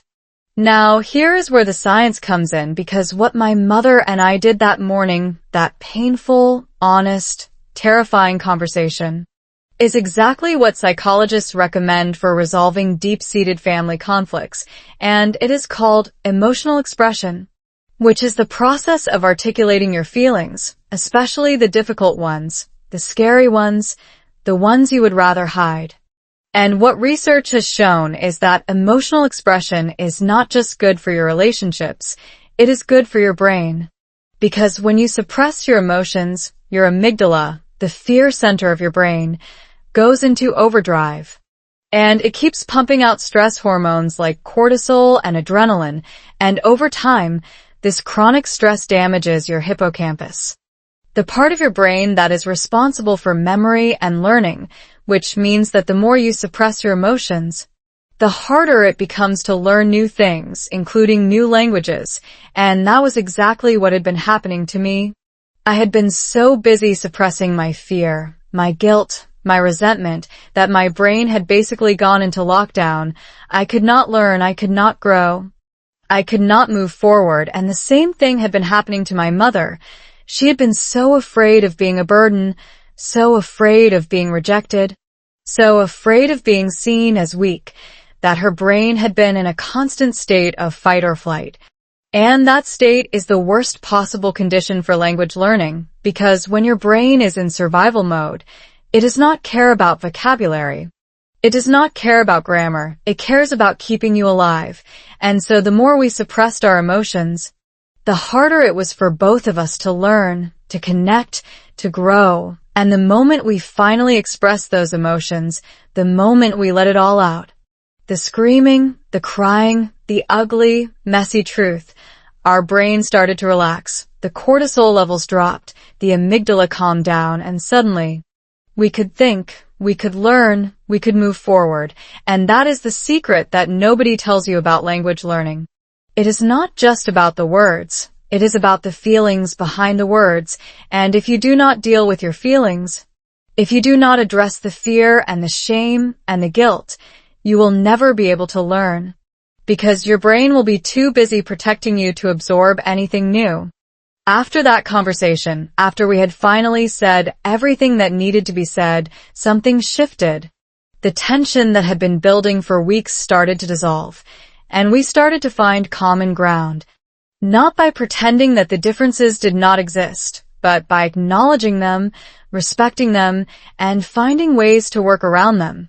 We started to talk, really talk, about what we wanted, what we needed, what we were willing to compromise on. And we started to make a plan, a real plan for how we could live together, how we could be a family, how we could make room for two homes and one heart. And that plan, that beautiful, imperfect, hopeful plan, was the beginning of a new chapter, a chapter that I never thought was possible. A chapter that was going to test us in ways we could not even imagine, but a chapter that I was finally ready to write. The conversation we both feared. Now let me take you to the moment when everything finally came together, the moment when my mother and I, after weeks of dancing around the issue, after months of avoiding the truth, after years of pretending that we could keep our world separate, finally sat down and had the conversation that we had both been dreading, the conversation that would determine not just the rest of her visit, but the rest of our lives. Because here's the thing about avoiding difficult conversations: they do not go away, they do not disappear. They just sit there, festering, growing, becoming more and more terrifying until they are so big and so scary that you cannot even imagine having them anymore. And that is exactly what had happened with my mother and me. We had been so afraid of hurting each other, so afraid of saying the wrong thing, so afraid of destroying the fragile peace we had built, that we had let the most important conversation of our lives slip away day after day, week after week, until we were both suffocating under the weight of all the things we had not said. And I knew deep down that if we did not have this conversation soon, we would never have it, and we would spend the rest of our lives regretting it. And so, one evening, about 2 weeks after that transformative morning in the kitchen, I walked into my mother's room. I sat down on the edge of her bed, and I said, "Mom, we need to talk, really talk, no more avoiding, no more pretending, no more hiding. I need to know what you want, what you really want. And I need to tell you what I want, and we need to figure this out together, because I cannot keep living like this. I cannot keep pretending that everything is fine when it is not, and I cannot keep letting my fear control me." And my mother looked at me, and I could see the same fear in her eyes that I felt in my own heart, but she nodded. She nodded and she said, "Okay, daughter, let us talk. Let us talk about everything." And so we did. We talked for hours. We talked until our voices were hoarse and our eyes were red and our hearts were completely, utterly, beautifully bare. And what came out of that conversation, what emerged from the wreckage of all our fear and all our silence, was something that neither of us had expected, something that was not a compromise, not a solution, not a perfect answer, but something far more important. It was a plan, a real, practical, workable plan that would allow my mother to stay in America without destroying everything I had built, and it would allow me to keep my identity, my independence, my carefully constructed American self, without losing my connection to my mother, my culture, my past. And that plan, that beautiful, messy, imperfect plan, was the beginning of a new chapter, a chapter that I had never thought was possible, a chapter that was going to change all of our lives forever.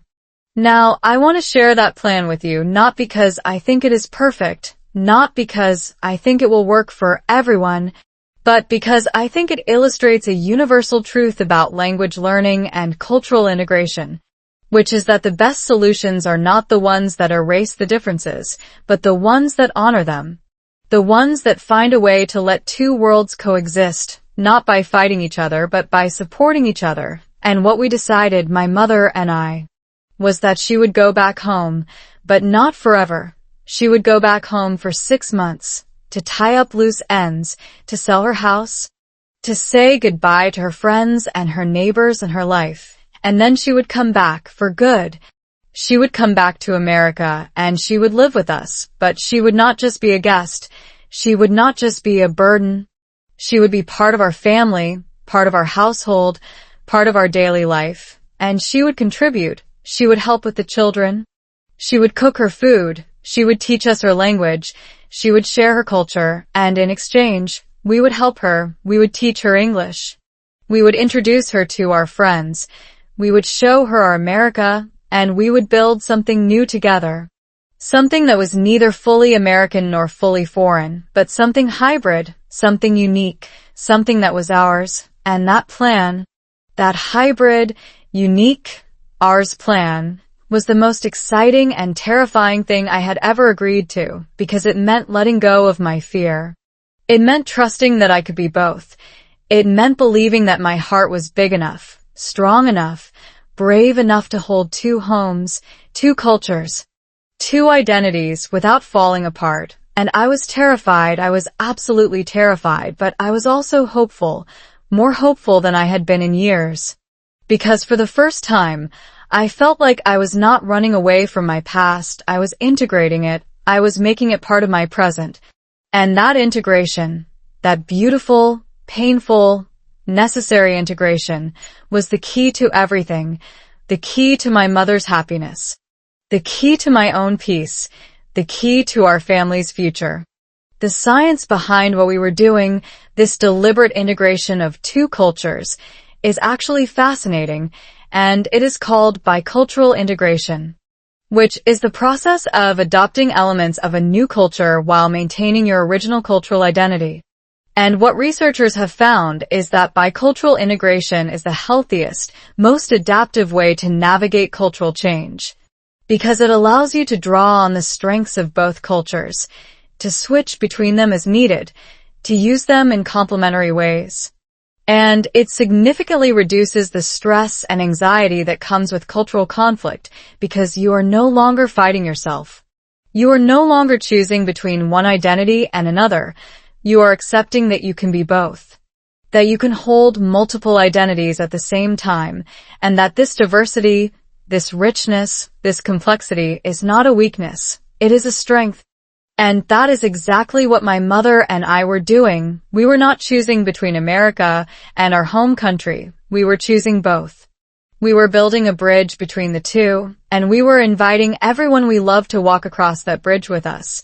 And that bridge, that beautiful, precarious, life-changing bridge, was going to be the foundation of our new family. But here's the thing about making a plan. Any plan, especially a big, life-changing plan like the one my mother and I made. It is easy to make the plan. It is exciting to imagine the future. It is thrilling to feel like you have finally figured everything out. But the hard part, the really hard part, is actually doing it, is actually saying goodbye, is actually sending your mother on a plane back home, knowing that she is going to come back, but also knowing that you have no idea what is going to happen in the meantime. No idea if she is going to change her mind. No idea if you are going to change your mind. No idea if the plan is actually going to work. And that uncertainty, that terrifying, stomach-churning uncertainty, is the price you pay for taking a leap of faith. And I was about to take the biggest leap of faith of my entire life, because the next day, I was going to drive my mother to the airport. I was going to hug her goodbye. I was going to watch her walk through security, and I was going to trust that she would come back. Trust that the plan would work. Trust that my heart was big enough, brave enough, strong enough to hold two homes. And I did not know if I could do it. I did not know if I was strong enough, but I knew that I had to try because my mother was worth it. My family was worth it. And the future we were building together was worth every single ounce of fear and uncertainty and doubt that I was feeling. And so I took a deep breath, I packed her bags, I made her favorite tea, and I got ready to say goodbye, not forever, but for now. And that goodbye, that temporary goodbye, was the most beautiful, heartbreaking, hopeful moment of my entire life. A new map for an old heart. And then, the day came, the day I had been dreading and hoping for in equal measure, the day when I had to drive my mother to O'Hare Airport, the same airport where she had arrived 6 months earlier, clutching her suitcase like a life raft. Terrified and confused and desperately trying to understand the announcements that screamed at her from every direction. And now, 6 months later, I was driving her back to that same airport, but everything was different. Everything had changed. Because the woman sitting next to me in the passenger seat was not the same woman who had stepped off that plane. She was taller somehow. She sat straighter. She spoke louder. She laughed easier, and when she looked out the window at the passing American suburbs, she did not see a foreign country anymore. She saw her future. She saw her home. She saw the place where her grandchildren would grow up and her daughter would grow old and her new life would begin. And I watched her. This transformed woman, this brave, stubborn, magnificent woman, and I felt a surge of pride so powerful that it almost knocked me over. Because I had seen her struggle. I had seen her cry. I had seen her want to give up, and I had seen her get back up every single time.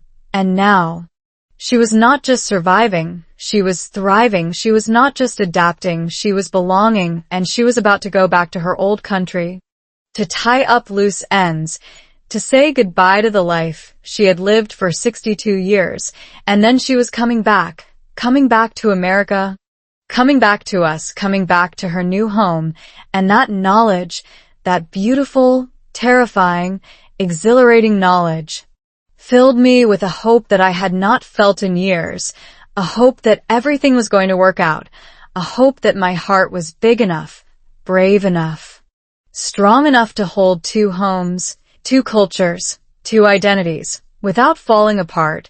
And I reached over and I squeezed her hand, and I said, "Mom, I am so proud of you. You have no idea how proud I am of you.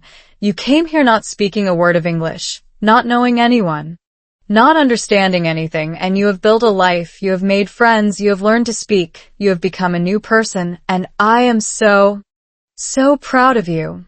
And my mother looked at me, and her eyes filled with tears, and she said, in English, because she always spoke English now, even when she did not have to, "Daughter, I am proud of myself too. I did not know I could do this. I did not know I could be brave. I did not know I could learn a new language at my age. I did not know I could fall in love with a new country, but I did all of it, and I am so grateful. I am so grateful to you, to your husband, to my grandchildren, to everyone who helped me, and I am so happy. I am so happy that I am coming back because America is my home now. You are my home now, and I cannot wait to come home. And I started crying right there in the car because I could not believe how far we had come. I could not believe that the woman who had arrived at that airport 6 months earlier, terrified and lost and broken, was now sitting next to me, speaking English, laughing, smiling, planning her future, and I realized in that moment that this was the happiest day of my entire life. Not my wedding day, not the day my children were born, but this day, this ordinary Tuesday in November, when I drove my mother to the airport and she told me she was coming home. Now, let me tell you about the 6 months that followed, because those 6 months were not easy. They were not simple. They were not the perfect, smooth transition that I had imagined, but they were necessary. They were transformative, and they were, in the end, exactly what all of us needed. Because my mother went back to her country, and she did what she needed to do. She sold her house. She said goodbye to her friends. She packed up 62 years of memories into a few suitcases, and she prepared to leave her old life behind. And it was hard. It was so hard. Because leaving your home, even when you are excited about your new home, is a kind of grief. A deep, profound, complicated grief that does not go away overnight. And my mother felt that grief. She cried. She mourned. She second-guessed herself 1,000 times. But she never gave up. She never changed her mind. She never stopped believing that she was doing the right thing, and I watched her. From thousands of miles away, through video calls and late-night phone calls, and I saw her strength, I saw her courage, I saw her determination.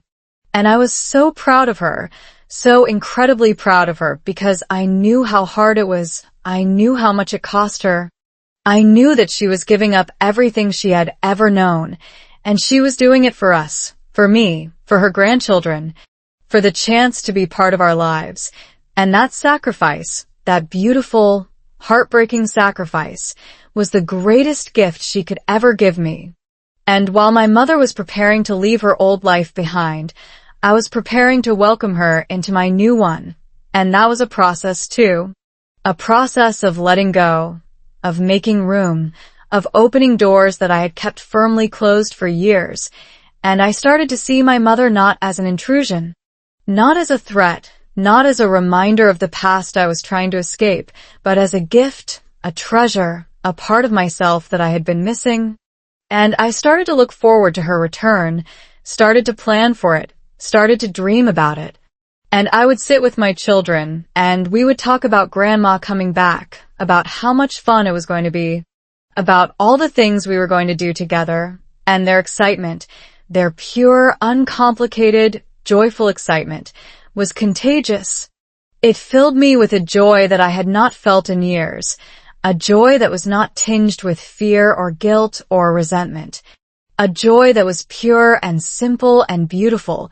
And I realized in that moment that I had been holding on to my fear for so long that I had forgotten how to hope, how to dream, how to imagine a future that was not defined by my past.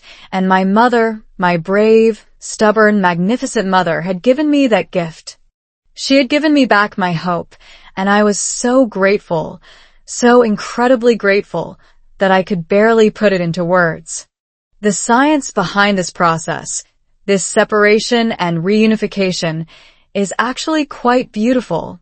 Because what my mother and I were experiencing is something that psychologists call bicultural adaptation, which is the process of integrating two cultures into a coherent identity.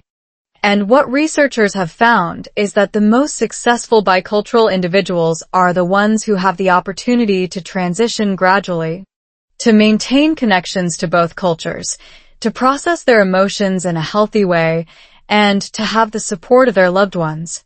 And that is exactly what my mother had. She had the time, the space, the support, and the love to make this transition work, and she did. She did it beautifully. She did it courageously. She did it in a way that I will never forget.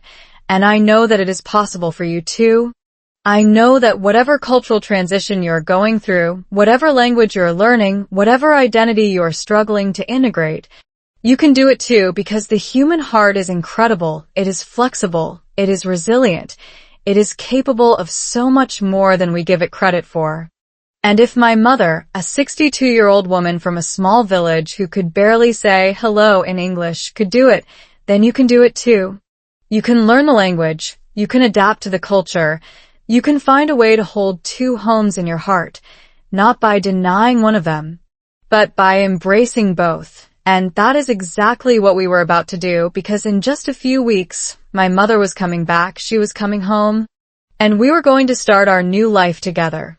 A life that was not defined by fear or guilt or resentment, but by love, by hope, by the beautiful, messy, imperfect reality of two homes, one heart, and everything in between. Two homes, one heart, the final lesson. And now, my friends, we have arrived at the moment that I have been waiting to share with you since the very first words of the story.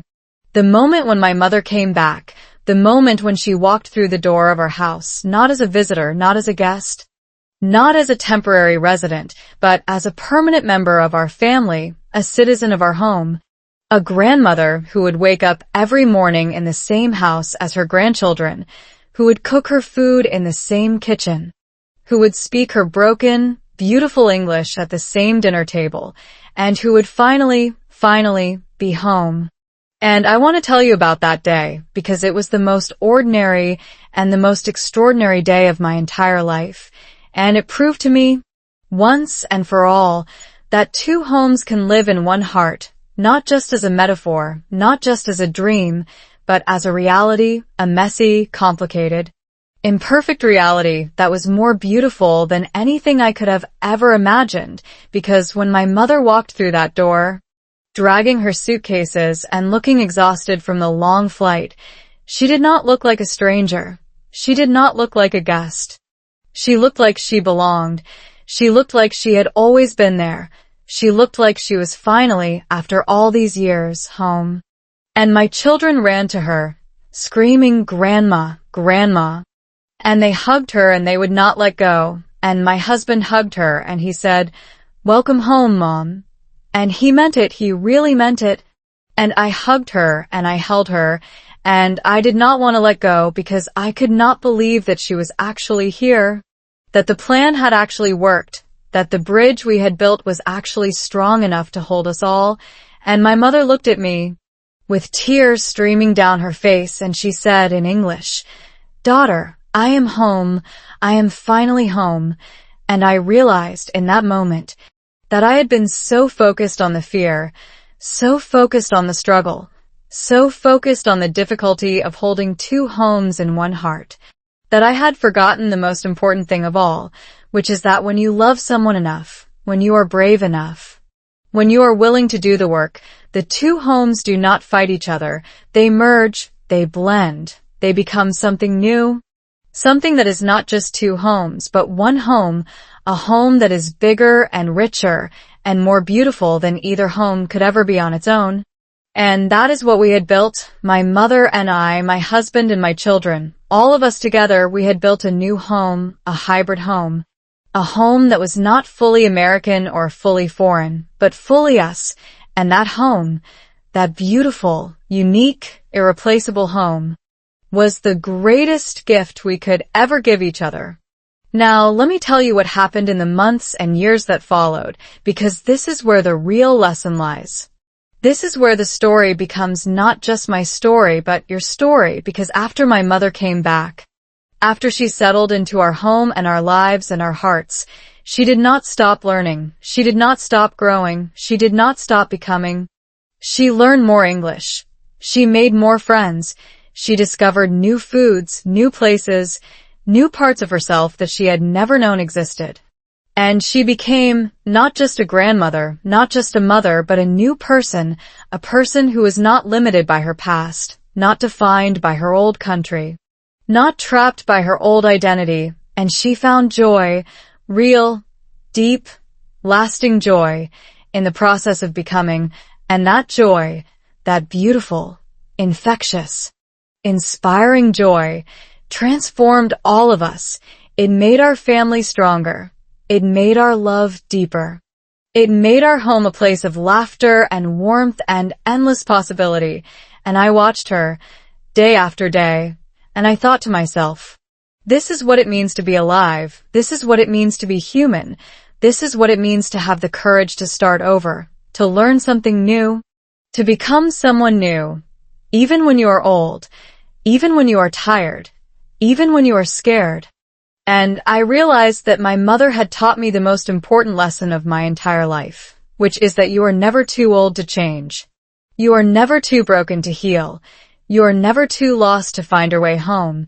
And that lesson, that beautiful, powerful, life-changing lesson, is the reason I am telling you this story today. I want you to think about what my mother did.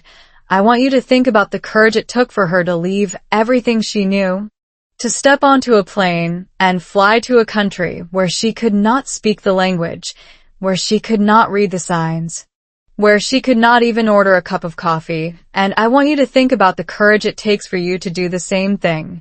Because you are doing it. You are learning a new language. You are navigating a new culture. You are trying to find your place in a world that does not always make sense. And that takes courage. That takes strength. That takes a kind of determination that most people will never understand. And I want you to know that I see you. I see your struggle. I see your fear. I see your exhaustion. And I also see your courage, your persistence, your refusal to give up. And that is something to be proud of. That is something to celebrate. That is something that makes you extraordinary, because the truth is, learning a language is not easy. It is not quick. It is not painless. It is hard. It is slow. It is painful. It is full of setbacks and disappointments and moments when you want to throw your hands up and quit. But it is also beautiful. It is transformative. It is life-changing. And it is the most powerful thing you can do for yourself, because when you learn a new language, you do not just learn new words. You learn a new way of seeing the world, a new way of being in the world, a new way of connecting with the people around you. And that is a gift that keeps on giving, a gift that will open doors you never knew existed, a gift that will change you fundamentally and forever. And that is what my mother discovered. That is what I discovered, and that is what I want you to discover too. So, as I bring this story to a close, I want to leave you with one final thought, one final lesson, one final piece of wisdom that my mother taught me, and it is this: home is not a place, it is not a country, it is not a language. Home is a feeling. Home is the people you love. Home is the place where you are seen, accepted, and loved for exactly who you are. And if you can find that, if you can build that, if you can carry that in your heart, then you are home, no matter where you are in the world. No matter what language you are speaking, no matter how many homes you have to hold in your heart, because the heart is infinite. The heart is boundless. The heart is capable of holding more love, more connection, more home than you could ever imagine. And my mother, my brave, stubborn, magnificent mother, proved that to me. She proved that two homes can live in one heart, and that those two homes, when they are held with love and courage and patience, do not just coexist, they thrive, they grow, they become something greater than the sum of their parts. And that is the real story. That is the real lesson. That is the real gift that I am giving you today. Not just a story about my mother, not just a story about learning English, but a story about hope, about love, about the incredible, impossible, beautiful capacity of the human heart to hold it all. And I truly hope, that this story has inspired you, that it has given you hope, that it has reminded you that you are not alone, that you are not a failure, that you are not broken, that you are exactly where you are supposed to be, doing exactly what you are supposed to be doing, and that one day, soon, you will look back at this journey and you will realize that every struggle, every setback, every moment of doubt was worth it, because it led you here, to this moment, to this place, to this home, and that is the greatest gift of all. And now, as we reach the end of this journey together, as we close the chapter on my mother's story and the beautiful chaos of two homes learning to live in one heart, I want to pause for a moment and look directly at you, not through the screen, not through the subtitles, but straight into your soul. Because this story was never really about my mother, it was never really about me, it was about you. It was about every single person who has ever felt like a stranger in their own life, who has ever struggled to find the words to express who they truly are, who has ever stood at the edge of a new language, a new culture, a new identity, and felt the terrifying weight of the unknown pressing down on their chest. And I want you to know that I see you. I see your struggle, I see your fear, and I see your courage, the same courage that my mother had when she stepped off that plane at O'Hare Airport, the same courage that you have every single day when you open your mouth to speak a language that does not come naturally. The same courage that it takes to keep going when everything in you wants to give up, and I want you to know that you are not alone. You are not invisible. You are not a failure. You are a warrior, a survivor, a person who is fighting every single day to become something more, something bigger, something braver than the person you were yesterday, and that is something to be proud of. That is something to celebrate. That is something that makes you extraordinary, not despite your struggles, but because of them, because every single mistake, every single awkward sentence, every single moment of embarrassment is a step forward, a brick in the wall of your new identity, a piece of the home you are building inside your own heart. I want to remind you of what my mother taught me because her lesson is your lesson too. She taught me that language is not about perfection. It is about connection. It is not about fluency. It is about courage. It is not about fitting in. It is about belonging, and belonging, real, deep, soul-shaking belonging, does not come from speaking perfectly. It comes from showing up, from being vulnerable, from letting yourself be seen. Even when you are messy, even when you are broken, even when you are terrified. And if you can do that, if you can show up every single day and try, even when it is hard, even when it is embarrassing, even when you want to quit, then you are already home. You are already belong. You are already everything you were meant to be, and that is the most important lesson I can give you. That is the gift my mother gave me, and that is the gift I am giving to you, right here, right now, in this very moment. Now, I want to ask you something, and I want you to answer honestly, not to me, but to yourself. What is the one thing you have been too scared to say in English? What is the one conversation you have been avoiding? What is the one dream you have been too afraid to speak out loud? Because I want you to know that the person you are trying to become, the person who speaks English fluently, who belongs in two cultures, who holds two homes in one heart, that person is already inside you, waiting for the right moment to speak. And that moment is now. That moment is always now, because there is no perfect time, no perfect sentence, no perfect moment. There is only this moment, this breath, this chance to open your mouth and let your true self come out. And I believe in you. I believe that you can do this. I believe that you are capable of so much more than you think. And I want you to believe it too, because when you believe it, when you trust yourself, when you take that leap of faith, everything changes, everything shifts, everything becomes possible. And that is the real magic of language learning. It is not about the words. It is about the transformation, the growth, the becoming. And that is what I want for you. That is what I hope for you. That is what I am cheering for you, because you deserve it. You deserve to feel seen, heard, understood, and you deserve to belong, not because you speak perfectly, but because you are brave enough to try. So, as we say goodbye for now, I want to leave you with one final thought. One final question that I hope will stay with you long after this video ends, and that question is, if my mother, a 62-year-old woman from a small village who could barely say hello in English, could find her voice, could find her home, could find her courage, what is stopping you? What is holding you back? What is keeping you from becoming the person you were always meant to be? Because the answer, I promise you, is not your age, it is not your talent, it is not your accent, it is your fear, and fear is a liar. Fear is a thief. Fear is the only thing standing between you and the life you deserve. And I want you to look fear in the eye right now. And I want you to say, I am not afraid of you anymore. I am not going to let you control me. I am not going to let you keep me silent. I am going to speak, I am going to try, I am going to be brave, and I am going to become the person I was always meant to be. And when you say that, when you truly mean it, everything will change, everything will shift, everything will become possible. And that is the power of this story. That is the power of my mother. That is the power of you. And I cannot wait to see who you become. Thank you for being here. Thank you for listening. Thank you for trusting me with your time and your attention. And thank you for taking this journey with me, because this journey, this beautiful, messy, imperfect journey, is exactly what makes us human. And I am so grateful to be on it with you. And I want you to know that I am going to keep making videos like this, stories that inspire, stories that teach, stories that remind you that you are not alone, that you are not a failure, that you are exactly where you are supposed to be. And I want you to be part of this community, part of this family, part of this beautiful, growing, thriving group of people who are all learning together, struggling together, growing together, because that is the only way to do this, together.